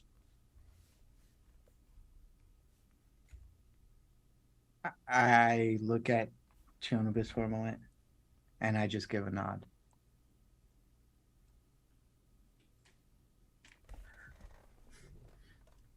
We said we'll take a day to think about it. But if you don't get the fuck out of my sight in the next 30 seconds, I will kill you. Well, I've been alive for 3,000 years. No sense in dying now. 3,000, 5,000. I've lost Because track. guess what? You're not coming back after that. Nope. The pruning's all of that. All right. give me a heads up so I know to not be there and leave my key card for you if you decide to take the job. And then in Acadian, he gives you kind of a goodbye gesture and phrase and turns and leaves. Give me a society check with a +4. Yeah. Yes. Ooh, I'm gonna use a hero point. I rolled. I rolled pretty well on that. Which might make sense for me. Society. Mm-hmm. My society is so low. I got a 23. I rolled a 19. Oh no! What? 28. 28. All right. That's definitely a weird blip when this elf leaves speaking Akkadian. Do any of you speak Akkadian out of curiosity? Your backstory or anything else that would make sense you could have? That's fine. I just wonder what someone from Brack would know of Akkadian. But yeah, I don't think I took it as a specific language. I was in Acadia for briefly before she met Valerian Voss, but that was it. Okay, so you can kind of piece together some Akkadian words. So you kind of can reverse engineer the older stuff. But you remember hearing about a very old, very, very old, lost group of elves that their tree was centered on the Akkadian continent, somewhere deeper in the Akkadian country. This is probably one of the few surviving Akkadian elves of this world. Oh, shit.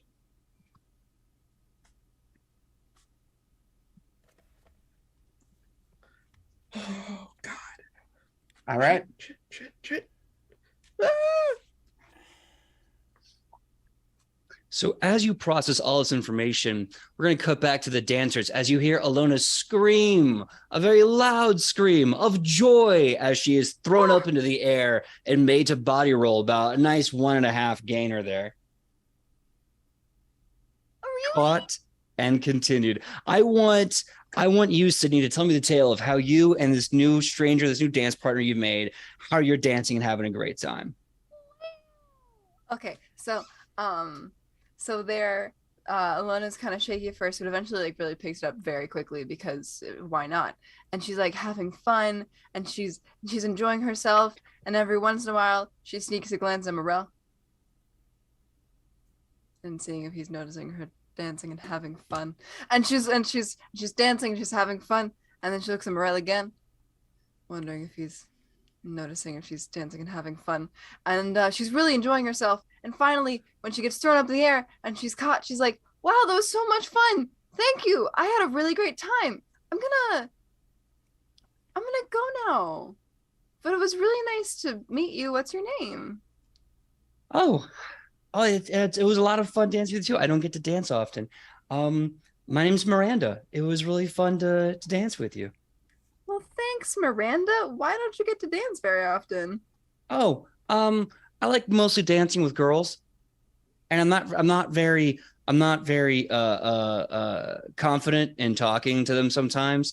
So it's nice when I find someone that I don't feel, too scared to ask to dance.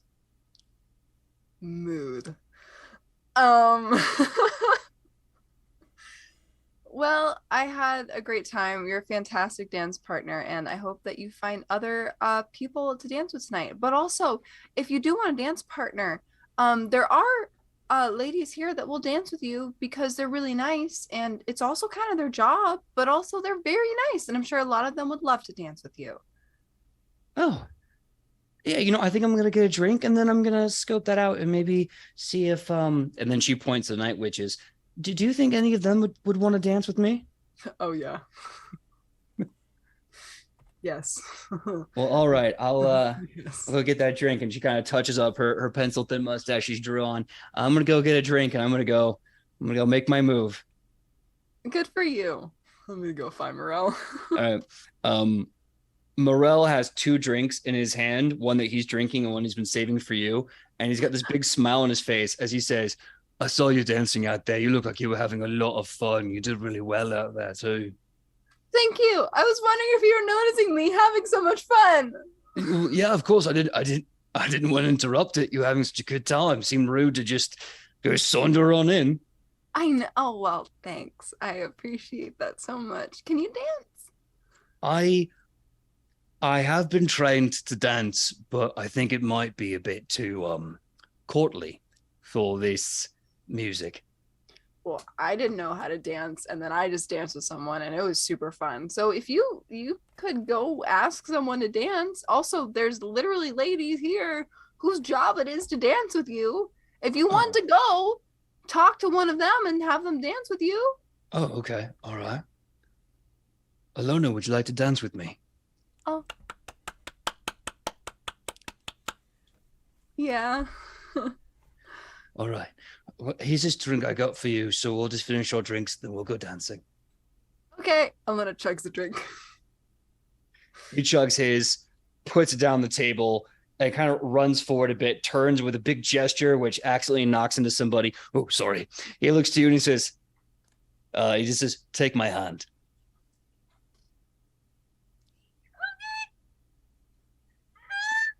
He grabs you, twists you around, dip. He's very elegant. He's very regal. He's been dancing like a prince his entire life. And then he picks you up and sweeps you into the dance floor where we're going to cut to Dragon. Tell us the tale of how you're dancing with Bloodhound, who is leading you. So Bloodhound is leading Dragon, and he's having a blast with this awesome Night Witch, and just being kind of tossed around. And then he goes up and whispers, like, would you like me to show you a Svegar dance? Yes, please. That sounds exciting. Okay, and he's going to, if you can imagine like the Russian kind of dancing a little bit, it's a little bit like that. And so they kind of pair off, and he's showing her the moves of, like, you know, dropping down and doing some of the stuff like that. And yeah, so that he starts trying to teach her some traditional Svegar dances. She is loving it. She's clapping and applauding for you. She's trying to get down like that. She's got soft, sensible shoes, but she's wearing this nice, tight pencil skirt, so she can't quite get down low. But she is having a great time just doing what is effectively a very bad robot dance. You know? Yeah. And she's just laughing, having a great time. And then Dragon would like to try and do a backflip. Give me an acrobatics check. Let's see if you can stick it on the dance floor, or if you're going to have brain trauma. Traumatic brain injury. Trauma. I mean, brain at trauma. this point, Dragon might already have that. Okay, so acrobatics is 21. 21, not bad. You're able to hit the backflip. It's not pretty. It's not fast, but you do it and you land, and everyone around you's like, hey, nicely done there, big guy. That was the worst. I don't know what that voice was. I'm sorry. There's a moment where, if anybody sees Dragon, there's a moment where he's smiling at Bloodhound and trying to teach her this dance. And you just see his face get kind of somber for a second, because as he's doing this, he immediately remembers teaching his wife these same dances, and you just kind of almost see you see a lot of this joy that he's been feeling flood out of him, and he hangs his head and just looks to her, and he closes his eyes for a second and says, I think I just need to take a seat for a second. A little too much drinking. Yeah. Do you wish to be alone, or do you need company? I'll be back in just 1 minute. Yeah. And he's just gonna kind of like go sit somewhere for a second and asks for a water from the bar and sits down. But before he goes, he's like, you keep dancing, have fun. You know, I'll be right back. and he's gonna go sit down by himself because he's trying to push that other life out of his mind as much as possible, and this is a very hard realization that is still a huge part of him. Well, that's a very real thing to have to handle. And I'm going to give everyone a hero point for your role play, for embracing the moments and learning some crazy lore. And that's where we're going to take a 5-minute break. When we come back, we're going to see what part 2, episode 30 is. We're going to see if they're going to join the dance competition or go up on stage, do whatever else they want to do at the Everly Grace Tavern, or if they want to call it an early night. We'll see you in 5 minutes, everyone. Bye. Bye. That's good late night coffee. Anyway, thank you so much for giving us our 5-minute break. I know, I'll pay for tomorrow. Thank you so much for giving us the 5-minute break. We're so happy to be back. So it's one of those nights where everyone is having an adventure. Some people are learning about themselves on the dance floor. Some people are making friends with drinking buddies. Some people are networking, for a lack of a much better word.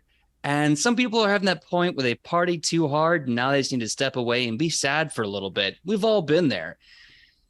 And now Randy falling out. Am I the only one? No, I don't. Oh, we got called out. Oh, no. I'm going to give you an extra hero point because we've both been there. Now, okay, and you two. No, it's too late. That's a pity point. I don't want it. Okay, fine. You don't get it. Pity point. So the question is now, as the night is winding down, what do you all want to do? You're still in the Everly Grace Tavern. The party is still strong. Vibe is that we got about maybe an hour or two left, and we're gonna leave. So what do we want to do? I'm just sitting at the table, not saying anything, because I'm letting Chionobis have the space that Chionobis needs after hearing that.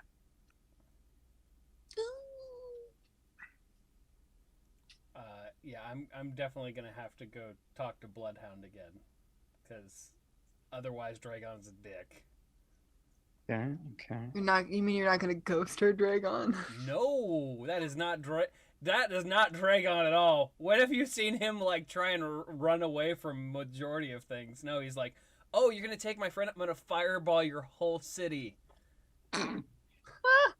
True. Worked an ore. Okay, so you're gonna be talking to Bloodhound. Kylie, what does Shunbis need to do right now? She's just sitting there, trying not to do the murder. Okay. Sam, what is Ichi doing? Is she still vibing with Luis? What's the plan? They probably have talked quite a bit.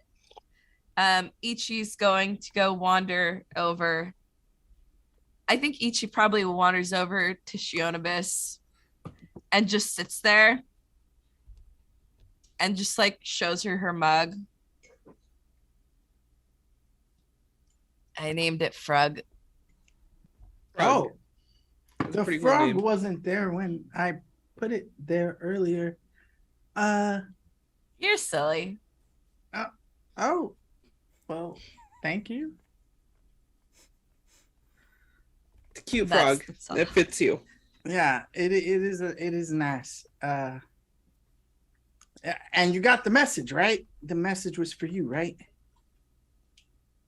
Was that someone impersonating Rochelle? Or is that... Oh no, No. No? Okay. no. I'm gonna process that tomorrow. Good idea. I think maybe you should respond tonight. I don't think she's a kind of a wait at your earliest convenience. Oh. There was no questions. Yeah, I But, mean, like- she's a god, though, right? So you How can do just I like. respond? Thank Oh, you know who would know? I mean, yeah, I think that'll work. that probably will work. You know Yeah. who else knows a lot about gods? Alona. Alona! Did I make a perception check to hear that? Yeah, Alona, you were in the middle of the dance floor with Morel. Make a perception check to hear that. Don't hear shit. Don't hear shit. In that case, make a performance check with a +2 as you're dancing with Morel. Oh, okay. All right.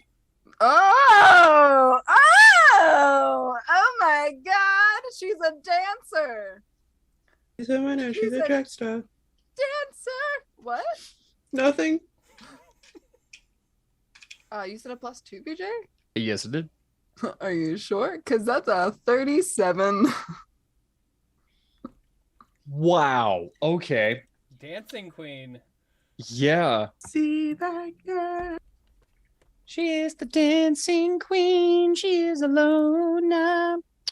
So, as you're dancing with Morel and you're both, you tell me the tale of that amazing check. How's this dance going? No idea. No idea. So, Ichi yells Alona. Alona is so not on the same realm as anyone else. Everyone's sad, but she's over here living her best life, completely oblivious of everyone else's problems for once. And she's just cutting a rug. She's dancing. Morel's really good at dancing too, for some reason. Who the hell knew that? And she just, and instead of staring agape at him as one naturally would do, she decides to just go all in, and she's getting lifted and she's being thrown under his legs. And now at this point, there's like a circle and people are watching them dance, and it's like a whole scene, Yeah. Yeah. So I did mention earlier that a dance competition was going to take place. Oh my God. Since you got a 37 and critically succeeded the performance check for your level, in the middle of this, as you're having a brief moment of you're catching your breath, two of the work staff come up with little judge pins, and they come up and they give you a first place couple dancing. And it's this cute little trophy with a bow on it and this cute little box. It's got this gorgeous ribbon on it. And they just kind of give you the two gifts. Like, y'all really swell out there. Love the way you cut a rug. You could tell that you were just really just in the moment, having a great time. And we all said you absolutely were the winners. Now, if you ever want to come back, I'm sure we'd love to have you for the championship. Yeah, totally. Alona's kind of in shock. She looks at the trophy and she's like, I think I learned from osmosis from Rufa. I think I just absorbed the dance. So I'm gonna donate this trophy in memory of him. And no one's asking her for a speech. She's just going. I want to thank the Academy. Get out of here. And I want to thank my mom. My non-existent mom. Yes. My adoptive mother. So yeah, Alona just kind of walks off the dance floor kind of in shock and just kind of like, I think I need to sit down. She looks at the trophy in disbelief. Huh. Who knew? Where do you sit down? Like how far, like back at our old table? I'm probably gonna see where everyone is and rejoin at this point. At sort of looking like, because I'm probably looking out at the bar because I know Chianobis needs some space, and I know Ichi is kind of sway steep. So I like wave Alona over to the table. Hey. Hey. Hi. Oh. Wow. How are you? I just got done winning things. Yeah, that's awesome. I think we need to find Dragon, and we all need to sit down and have a talk. It is already what we were planning on doing, but I at least think tonight's been a night, I guess is the way to say that. Are you okay? I'm fine, I guess. But and he just looks over at Chianobis. It's been a night.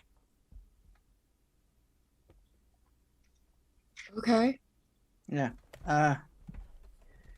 Last I saw, Dragon was with what's her name? Blood dog, blood bat, bloodhound. That's what it Yeah. was. I can go in and find her. Find them. Sorry. And he just sort of gets up and is using whatever excuse to get away from the table for a moment he can. Well, that is I think the perfect segue. So Wes, you are able to find Bloodhound pretty easily. She is doing that thing where she's hanging out with her friends. Miranda has hit it off very well with one of the Night Witches. And Bloodhound is kind of a satellite of their friend group, but you can tell her with her body language, she is still very much pointing at you and a little worried about you. So she is definitely receptive to hearing from you. Okay, so yeah, he's gonna walk up to her and just be like, I'm sorry about that. Would you mind chatting? I'll explain why I suddenly got a little weird. It's quite all right. It happens to everybody. I don't know a lot of Blue Svigar. I don't know a lot of Svigar.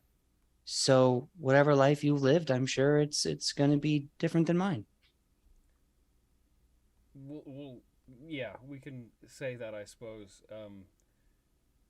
This is technically my second life.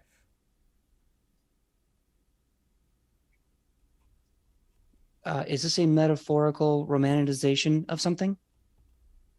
No. And he kind of starts to go through a little bit of the, like, talking about, his death, his resurrection, the years he spent in Shelator, pretty much as a prisoner.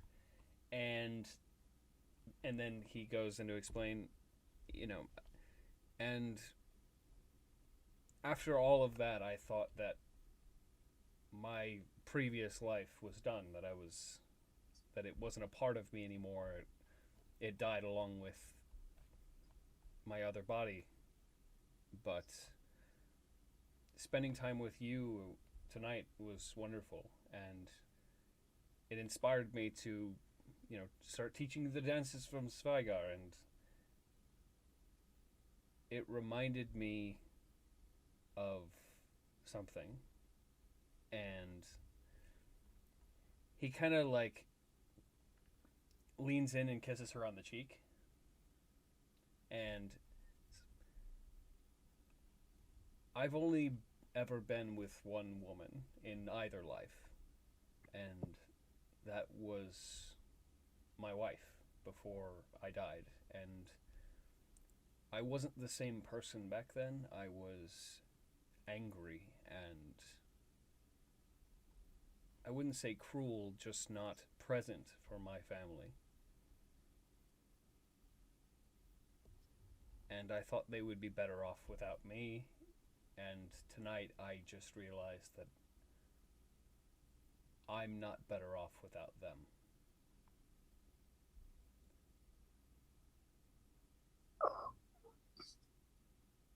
So I have really enjoyed spending time with you tonight, and you were wonderful, and I would love to spend more time with you in the future, but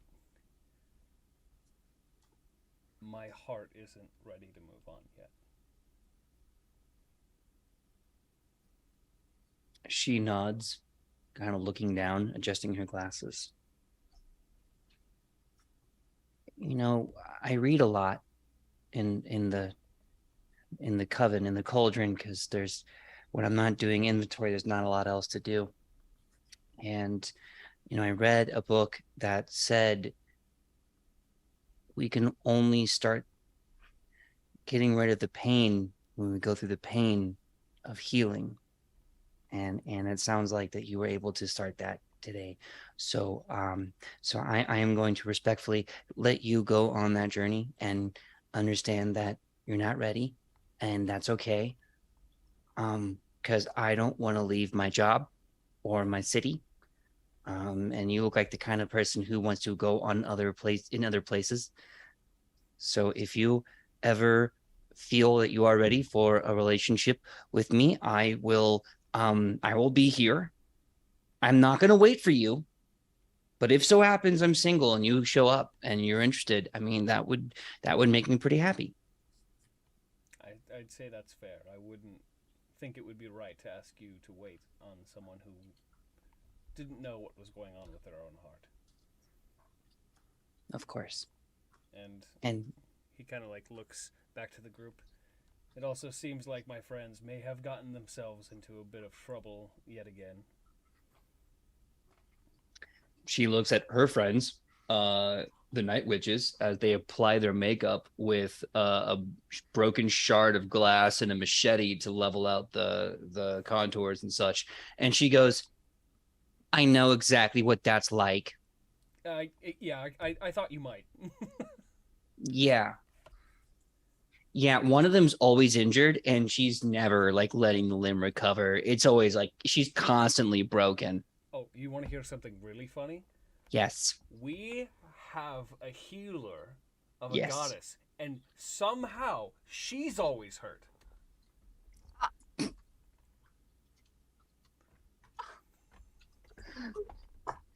Then you see Bloodhound kind of smile and chuckle, and then her face drops and gets serious. Well, then who heals the healer? You know, that's a good point. I figured that the healer would heal the healer, but yeah, I guess if the healer gets hurt enough, then there's no one to heal the healer. We should get another healer. Bloodhound chuckles a bit, and she says, okay, so I'm feeling a lot of emotions currently, and I'm going to ask you to have a very good night and walk away, and I will think of you fondly, because if you do not, I will start to melt into a puddle of emotion. That's fair. I feel like I also might turn into a puddle as well. There's a lot bubbling to the surface that I thought had been long buried. She extends a hand for a handshake and says, thank you so much for the evening. I will try to do that dance better in the future for my own purposes, and then I will see you when I see you. And he reaches out and holds her hand very gently, shakes it, and then brings it up and kisses her hand and be like, I will try and show you some more of those dances in the future. So when you say your goodbyes and you turn away and walk back to your party, you can see her over the corner of your shoulder, take her hair, cross over her face, and kind of squeal a little bit as she's getting bright red.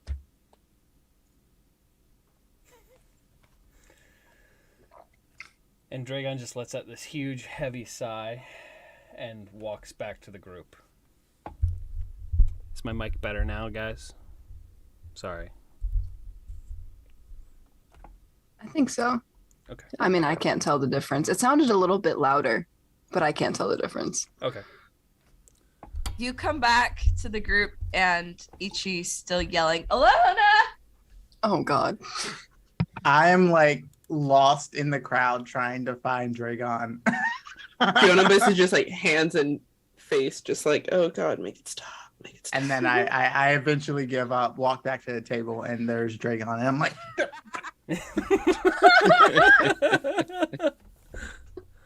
Yes. That's perfect. And Dragon's just kind of like looking around. This is a mixed bag of emotions right now. What in the hell happened? I have a mug that if I hit you, it'll hurt, but also it could heal you.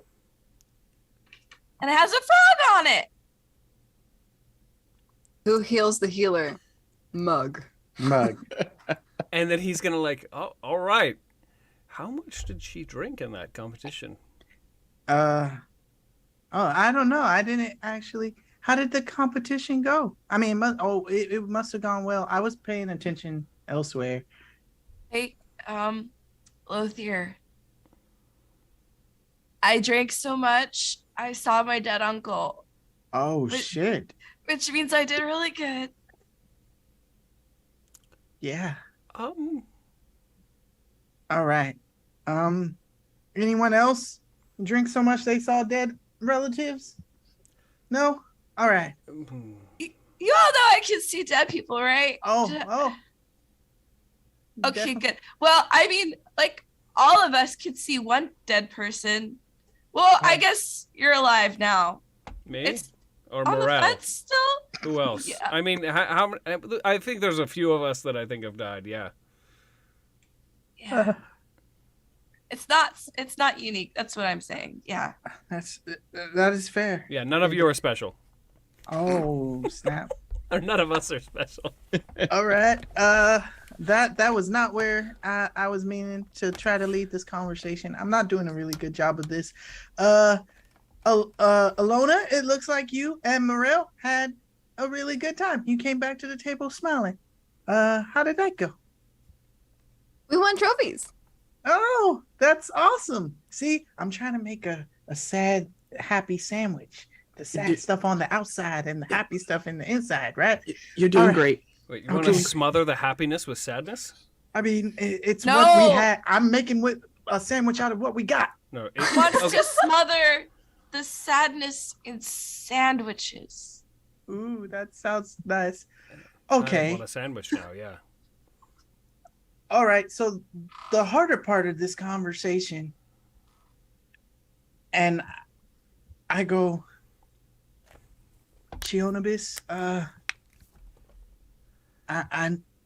know it might not be easy to talk about, but do you think you could tell them? Yeah, but let's just not do it here.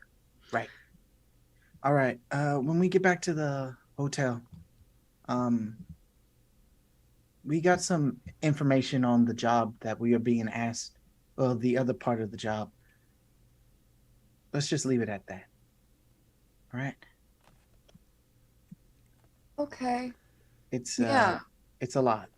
So, let me get this straight. They went dancing, drinking contest, and you two were working? We have assassins chasing us, right? Okay. And he's going to put his hand on Luther. I may have had a little bit to drink, but it seems like at every point in turn, there is something trying to kill us. These are just assassins, not a dragon, no dinosaurs, angry gods. These are just like people with knives. I am not concerned about them at all. They are assassins hired by the Green King himself. Hired. They were paid money. It's not Who like do the you Green think- King is coming after us. I'm gonna need you to stop talking there for a minute because I see the DM writing stuff down as you're talking, and we should just drop it. We just drop that. Just doodling, just making little daisies. Just It little was daisies. PJ being like, fine. No people with just knives. All right, I see how it is. Talking smack. I got it. He's like Xing out. It's just 4 people with knives. Like, all right, fine. It's 20 people with claymores. Fuck you. But not the sword claymores, like the mines. The actual mine. They're just gonna run up around us and set them down and be like, move. They won't go off if you don't move. Won't go off if you don't. Move, please. Then they just start throwing like trash at you to make you go like, and then and then I telekinetic projectile a claymore mine into one of their faces. So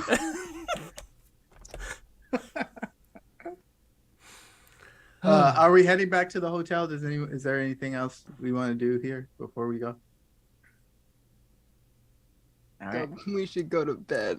Yeah, we should say our farewells to the night witches and then get out of Oh, before I go, Alona, Yeah. if I need to thank the goddess Rochelle for a magic mug that can heal or harm people, do I just like say Thank you, Rochelle. Or do I have to like write a letter, or how does it work? You just cheers.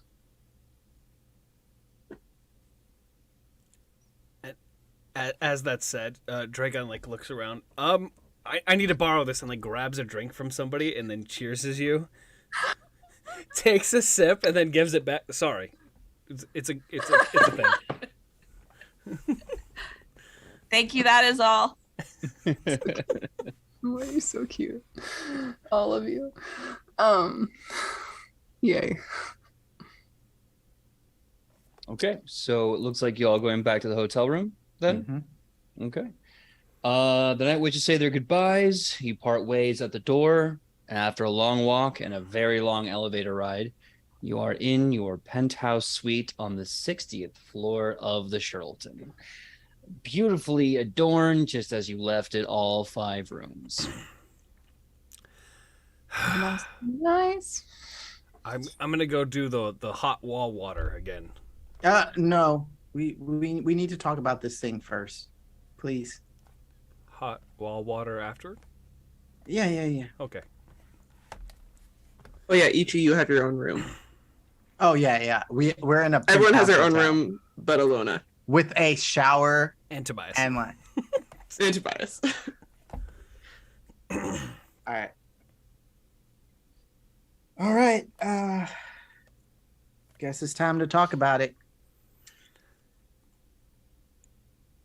So, I was approached tonight, and this elf, who is maybe a little less than 1,000 years older than I am, offered us a job. He is one of the owners of Emmerich's, and he wanted us to find out why the Compass Rose is sticking their nose in places they don't belong. So the opposite of what we were doing before, which is investigating it to tell the other person. Right. Okay. He gave us a key card and asked us to sneak in when he wasn't there and to find this information that he is suspicious of. That sounds awfully convenient for him to give us a key card. I mean, that sounds like the easiest way to walk into a trap. Yeah, except he's looking for something, it seems. In his own company? Yeah, that's a little weird. He thinks they're responsible for the great pruning.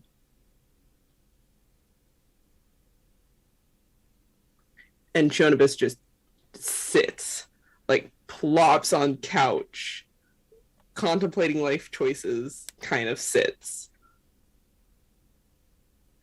Oh. Do you think he was being honest? As an elf, that's the last thing you joke about.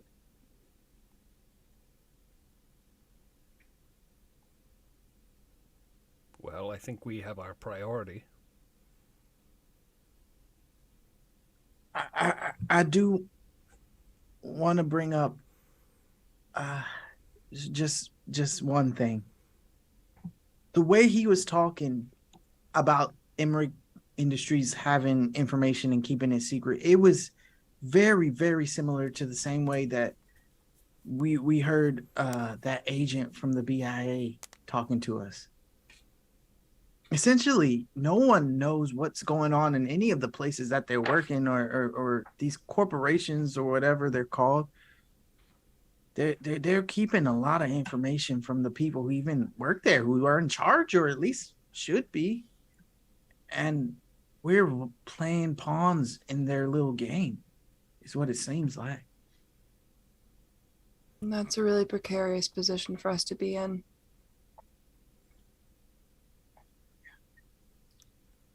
Yeah. But it means that hopefully in the meantime, if we're doing jobs, quote unquote, with both of them. Maybe they'll help us keep assassins off of our back, at least while we're in the city. They said they'd be watching, so. Yeah. I mean, where would we be safer than a highly secure building from assassins? I mean, to be honest, they're not going to have a key card.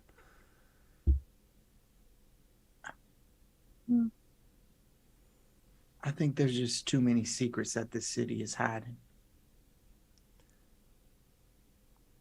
Yeah. Just, it's scary. Here's something that I don't know about where you come from, but every city and every culture has its secrets that they try to hide. This place has a lot more areas to hide them in. That's fair. I'm sure Brack has its secrets, but there's a lot more pressing matters that I think people are worried about there.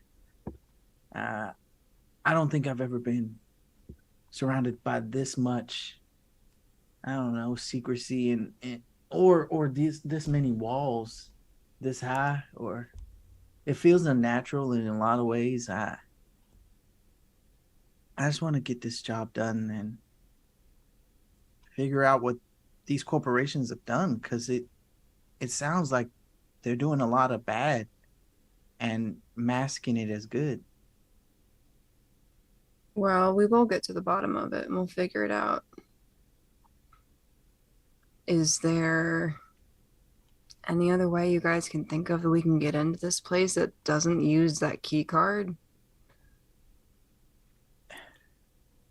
I mean, realistically, if this is not something that another elf would lie about, why try and sabotage our investigation? I'm not saying that he'll sabotage us if we're in. But if he's wrong and we find nothing, he just messed up real bad in his own company. I don't know if he's wrong. I don't know what possible proof he has, or if he just said something knowing it would get us to do what he wants. It just seems like an awful big accusation to be throwing around. But I guess we're not going to know until we do it, and I know we're going to do it, so. Yeah. But I also think we should also check out the BIA. I think both of these places are crooked. We actually got a... sorry, this is another thing Chionabis and I ran into. We found we have a potential way to sneak into the basement of the BIA. It involves finding a sewer path that the goddess Rochelle made for us. She Of course she did. made it for you? Of Oh course. yeah. Oh yeah. She was impressed by your drinking, Ichi. So Really? yeah, you have done so many things tonight. just by being you. Glad I could help. So that seems like we have a way in there that's easier. So if that's the case, maybe we go for the harder place,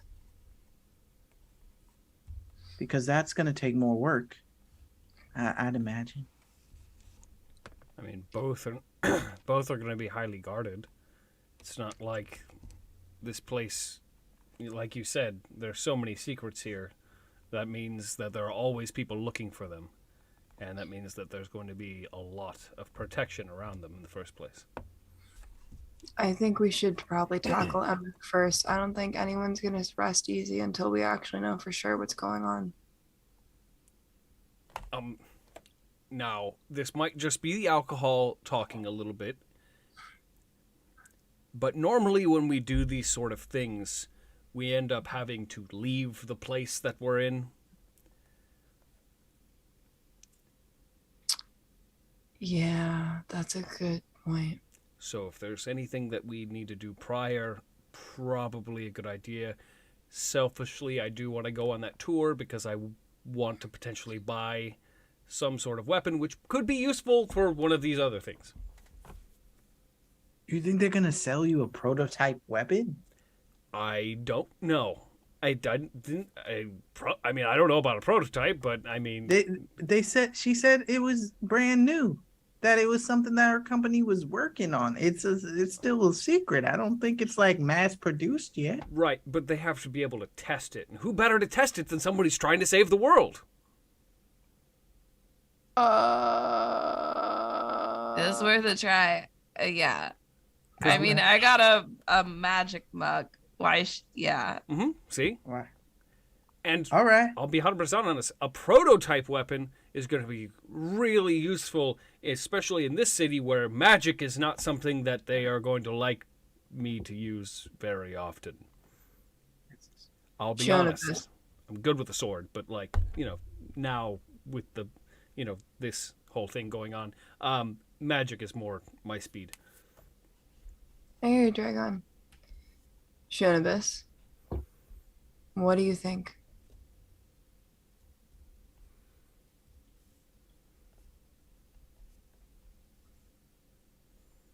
Honestly,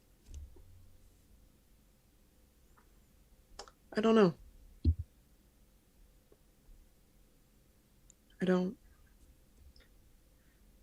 know. I think just leave me alone. Shh. I think investigating both of them is a good idea.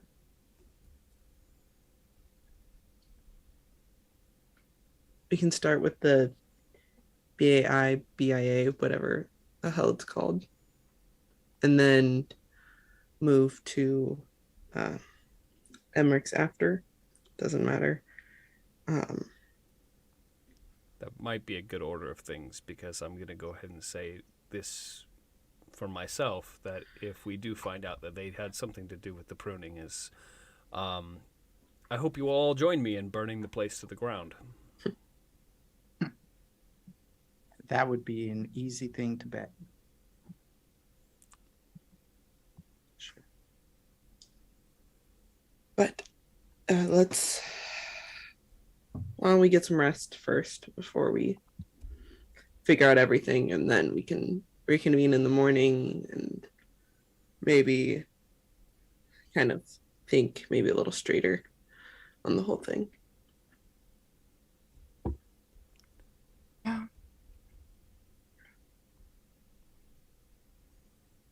And she's going to stand and, without another word, just walk to her room.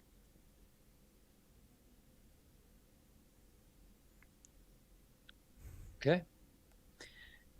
So, unless there's any other business or anything else anyone wishes to do, it sounds like the party is turning in for the night. All right. Is there I know I'm trying to picture, we have these different rooms. Is this like central room looking out at the city at large? Is there like a giant window or something in there? Oh yeah, there's massive windows all over this place. Every room has a window with a curtain. Opening the curtain gives you an amazing view of the city. Right now, currently, it looks like almost Las Vegas with all the lights you see. Yeah. While everybody goes to their rooms, I think Lothier stands by the window and looks out for a long time. If there's a chair nearby, he would probably lean on that chair, watching, like facing the door in case there's anyone who tries to sneak in while everybody else is trying to sleep. Okay. So the night passes, and thankfully, no one attempts to break into the penthouse. It is not an easy feat, as there isn't really a front door to the penthouse. There's only the elevator door, and they would have to have a special key card to get up there. But still, assassins are resourceful, and your vigilance pays off. No one attacks in the night. the sun rises, and the dark and bright city of last night is now this gray metropolis of stone and gilded gold and brass and moving life. The minute the sun's up, people are out running about doing business. It's been a long night, but now there's a new day. So the question is, what do you all do first? Well, Shionibus is making coffee in the kitchen, acting like nothing happened. Ichi's probably up, just silently drinking the coffee, very hungover. Dragon's taking another hot bath.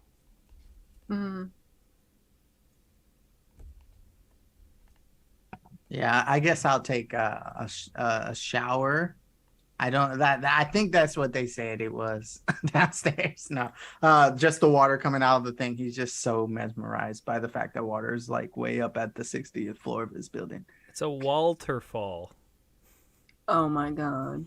Oh, I changed what I said. That is what I said. A waterfall. Oh my god. Ilona still hasn't come out of her room, and neither has Morel. Okay. Now I'm trying to figure out how to move this forward. So chime in whenever you're ready. So what is everyone else doing for their morning?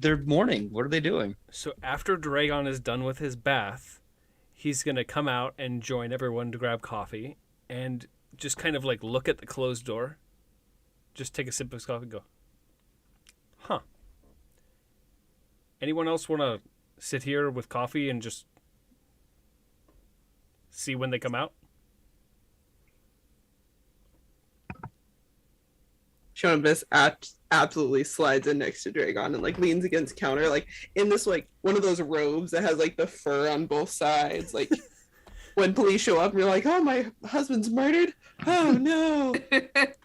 One of those, just like Dragon's also in a bathrobe. It's just like the very floofy, like kind of a dark blue, like a navy, like just like. I think Ichi, like hungover, just slowly turns around in the chair, like.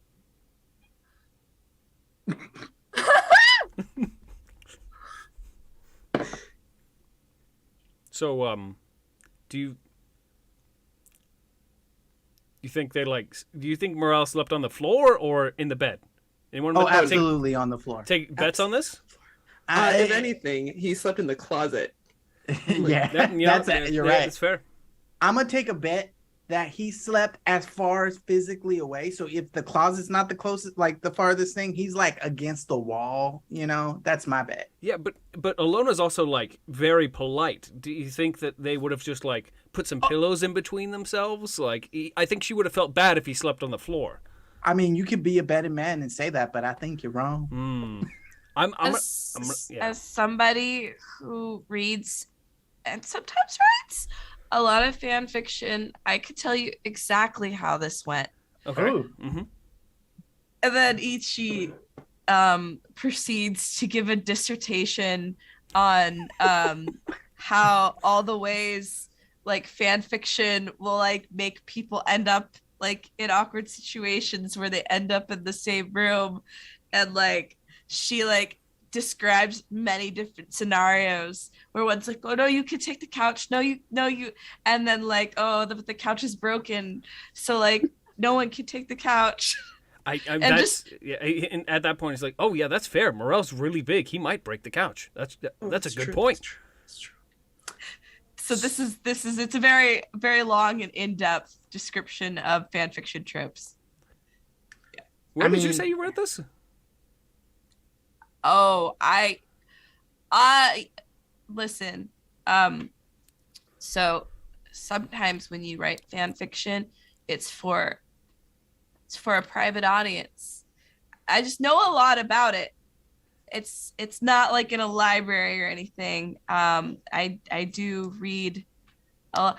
Listen, the world of wrestling fan fiction is wide and varied, and I will admit, I looked up to see if I was any. I'm not above doing that, okay? But you learn a lot when you spend at least once a week looking up fan fiction. Anyway, You said You do this wrestling. once a about week. You do you? this once a Yeah. week. That's dedication. Yeah, that's commitment right there. Also, you said that the wrestling fan fiction world is really big, right? And everyone knows that Morel used to be Is a a famous wrestler. wrestler. You don't think? There might be this fan fiction about Morel out there. In fact, because he's also royalty and was a famous wrestler, Oh there's my gosh. like, okay, I'll be honest, there's a lot of people out there with like the princess fantasy sort of deal. Right.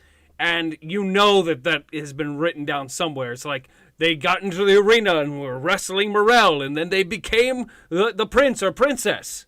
Yeah, we need a goal eventually to find the Morel fan fiction. Agreed. Ichi puts down Frog, is invigorated, reaches into her bag, and pulls out, like, you know how zines are like folded and stapled? She's got like a stack of zines, and she flares them out, and she picks out like 3, and then just stacks them very nicely, and just like pushes them across the table. I instantly grab one. Which one did I pick up?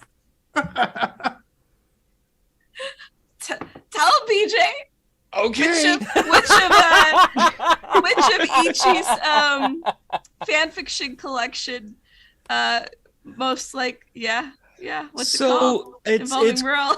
there's this one called Night and Day, and it is one that is shipping El Milagro, and oh gosh, I forgot his name. The Bat of the Night. And is talking about how they have this like torrid love-hate relationship, but it's all just a cover because they want to be together, but because one is El Milagro and one is the Night Bat, they could never be. So every time they wrestle, even though they're great rivals, the rivalry is just an extension of their unspoken feelings for one another. Ichi sees the title on it, and she's like, "Oh no, that's not the one I meant to give you." And she takes it away. And she pulls out a different one and hands it. And this one's about Morel specifically. Oh, you already. What? Yes. Ichi has fanfics about all of us. My eyes light up and I go, oh my God. And I just start reading it. And you just see me like lean over, like I go over to the window and I'm like looking for a chapter, and I just like open up to a part where it's like the Acadian dons his armor for battle or whatever. And he's just like, wow. I didn't write that. I just collect them. That one was written by La Malificadora. Yes. And I just collect them. Anyway, Random side tangent. Did Ichi in the Library of Ore go through and look for fanfic? Yes? Canon? yeah, Canon. absolutely. Also, Draco would love to make a perception check on Ichi's handwriting to see if it's the same. Oh! I'm gonna put that between both of y'all. If you allow him to make this roll, I'll make the DC up in my head. Okay, I'm seeing her nod. Yes, this just make a perception, beat a DC 23. My God. Oh yeah, that's doing it. That's a nat 18 on the dice. Oh, that's a critical success. So Sam, does this appear to be Ichi's handwriting? So if you look really closely, you'll notice on like not the zine that Lothier has, but like one of the ones that's like spread out. You look over and you see like the author signature, and it says like La, and then there's like a P, but then it's like kind of like scratched out, like there's like an M written over the P. And then it says Malificadora. So, all Dragon does is like look down, look up, put his finger to it, and then just give Ichi a knowing glance, but says nothing. Just like, and then hands it back. Ichi just pushes it back to him. Listen, we all need to relax sometimes. I could tell you need to relax. Just take it. All right. You know, there's also the possibility that a lot of people out there might like these. We should find the author and maybe take it to a publisher. These are published. Oh. It's called self-publishing. Have you never heard of that? They're zines. At least I just respect the art form. From the corner, you just hear Lothier go, "This is so good," and then just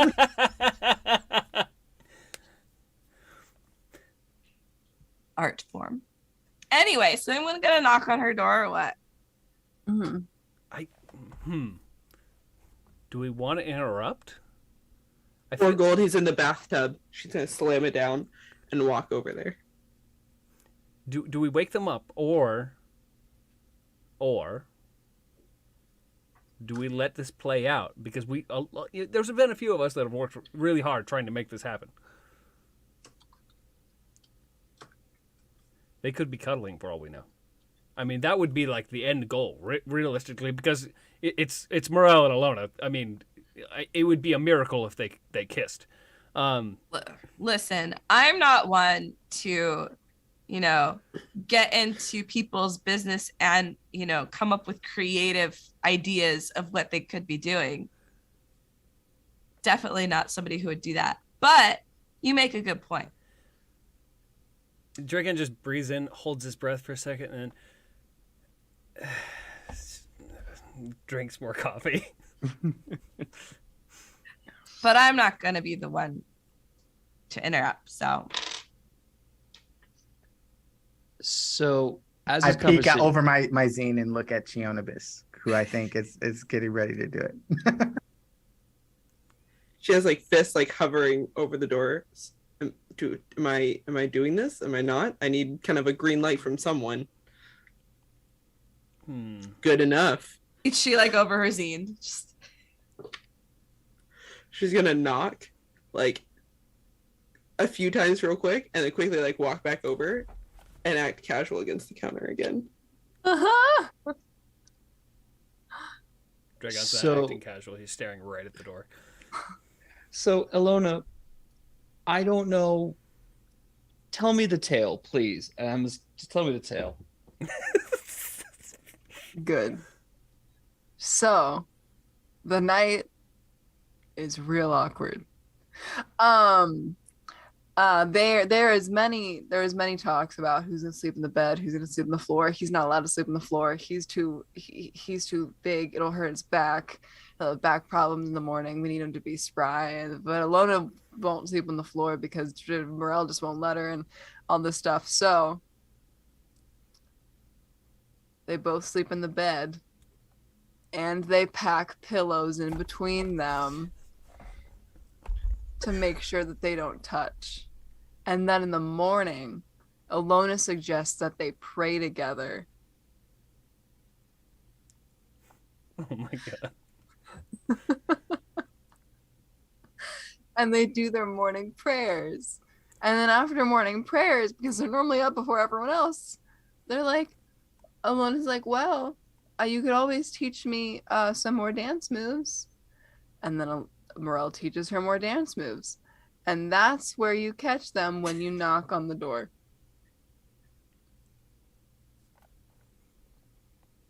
And you hear a scuffle. A scuffle and a adjusting of things.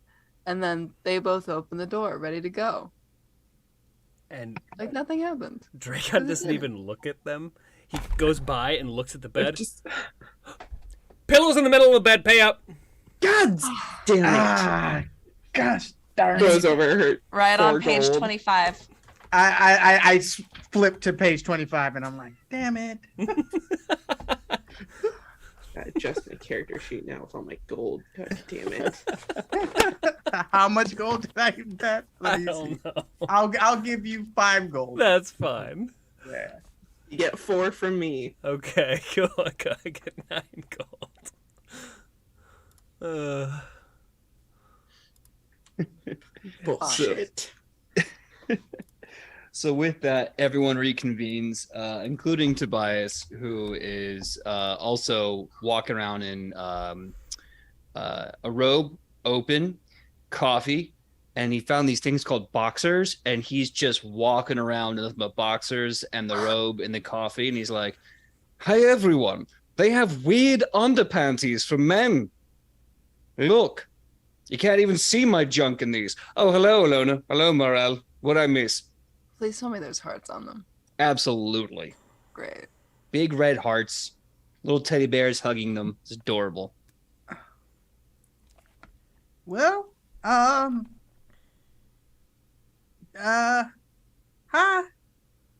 It's very early in the morning. Why are you not wearing a robe? To Tobias. Yep.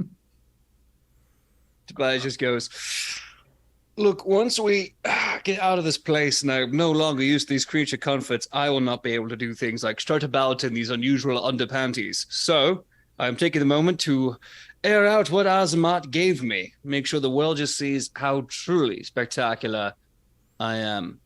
And then when we leave, I'll probably stop doing that." Where are your friends? And friends don't, or I mean, maybe they do in some places, but like, yeah. Well, friends, Yeah. I want to Ichi let the steps world up. see me, and my friends are my world. Ichi steps up to Lothier and just puts a hand on his shoulder and then hands him a new fan fiction and then just walks away. Drown it in fanfic. Just drown it Yeah. in this fiction. Don't be here right now. Are they really that comfortable? No, we don't need any more people who aren't No, wearing pants. This is our second conversation in well, 2 days. But if they're comfortable, I mean, and airy, I mean, they're I- free. Dragon, it's like my entire business section is just existing in silken chocolate. Dragon's immediately gonna go to the bedroom. Say no more. All Gonna right. go immediately to the Oh. bedroom. On that note, I'm gonna go hop in the shower and then I'm going outside because I don't want to be here for everybody getting, too close to nature. What nature gave them. So I like nature, but I don't need to see my friends all, as the gods made them. So I'm gonna head outside. You hear a gasp from the other room. These are so comfortable, and Dragon's gonna come out in just boxers and socks, Again. and with a stack of boxers, and just start handing them to people. You have to try these on. They're so comfortable. What? Do I have to make this talk to you guys again? We've almost died together. Some of you actually have died together. What is a? It's a little bit of skin. And that is where we're going to end episode 30. But I'm not going to lie. When Randy was like, and I am going to leave, for a hot second, I thought Randy was going to go, and that's where we're going to end episode 30. And I was like, look, man, I don't think I like the taking of power, but I appreciate the mood. Oh my God. No, that's where we're going to end episode 30 of season 2 of Edge of Legend. Thank you to these amazing players for those scenes, especially all the amazing heavy role play and the laughter too. Let us say our goodbyes, starting with Sam. Sam, please tell us who you are and where we can find you on that sweet, sweet internet. Hello, I am Sam, and this is Frog. Frog's Cannon! Yeah. I'm so excited. Yes, you can find me all over the internet at Hey Sam Sterling. that's all. Happy to be back. I'm glad we got to fool around. Yeah, me too. Yay. Next up on our list, Wes. Wes, please tell us who you are and where we can find you on that sweet, sweet internet. Hi everyone, I am Wes at Wes_IRL on all of the things. You can find me Fridays for Yeet for Initiative, which is a Dungeons & Dragons 5e campaign. It's all homebrew, and PJ is one of my lovely players. I have the power in that situation. Also, there were so many scenarios in here where I'm like, that's going to be a clip, that's going to be a clip, that's going to be a clip, and that's going to be a clip. So I'm excited to see those later. I can only do so many. That is untrue. You can have a library of clips. I do. Look at these clips. Aren't they all neat? Don't you think my weekly collection's complete? Wow. Yeah, I just pulled out of my ass. Well done. Well done. That's good. Well I love done. it. That was good. Thank you. Thank you. Do I get a hero point? Does the GM? Yes. Yes. Hero point, Yes. PJ. No, that's going to be used as a villain point. Get out of here, everyone. Is that a 10? I'm Oh my seeing god. the Ray. no. Thank you. I got a 10. Yes. Well, next up on our goodbye train, let's say goodbye to Randy. Randy, please tell us who you are and where we can find you on that sweet, sweet internet. Good evening. My name is I'm Randy Alvarenga. You can follow me on Twitter at Roller Raja. That's ROLLER RAJA, where I'm doing cool stuff. I haven't been posting much recently because life, but I do have stuff coming up and some really cool stuff that I'm pumped about. I am one thing I can share is over on Band of Badgers channel, which is like a UK based group. I'm gonna get to play Aliens the RPG, so you know, going against some xenomorphs, that'll be fun, right? All right. All right. I love that. I want to say, because I've always been curious how they turn Alien into a TTRPG. Next up, we have Sidney. Sidney, please tell us who you are and where we can find you on that sweet, sweet internet.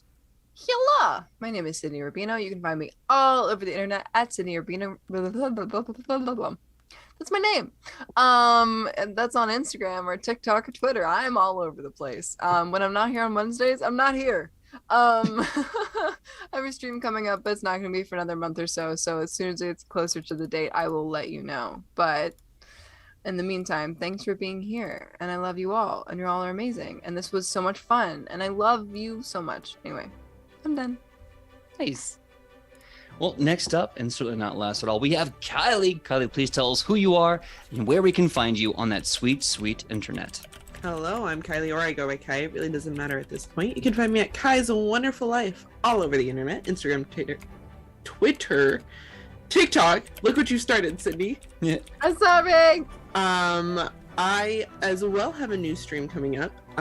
It'll be a D&D 5e campaign, which will have a little bit more information in the next couple of weeks.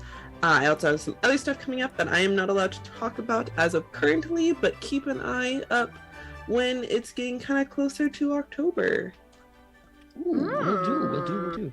Also, looks like we're having a bit of a weird wonky thing at the end here with the screen. So sorry, Wes. Can we quickly adjust the? Looks like the private chat is appearing in the screen. Oh, that's weird. Sorry about that. Sorry about that. It's fixed now.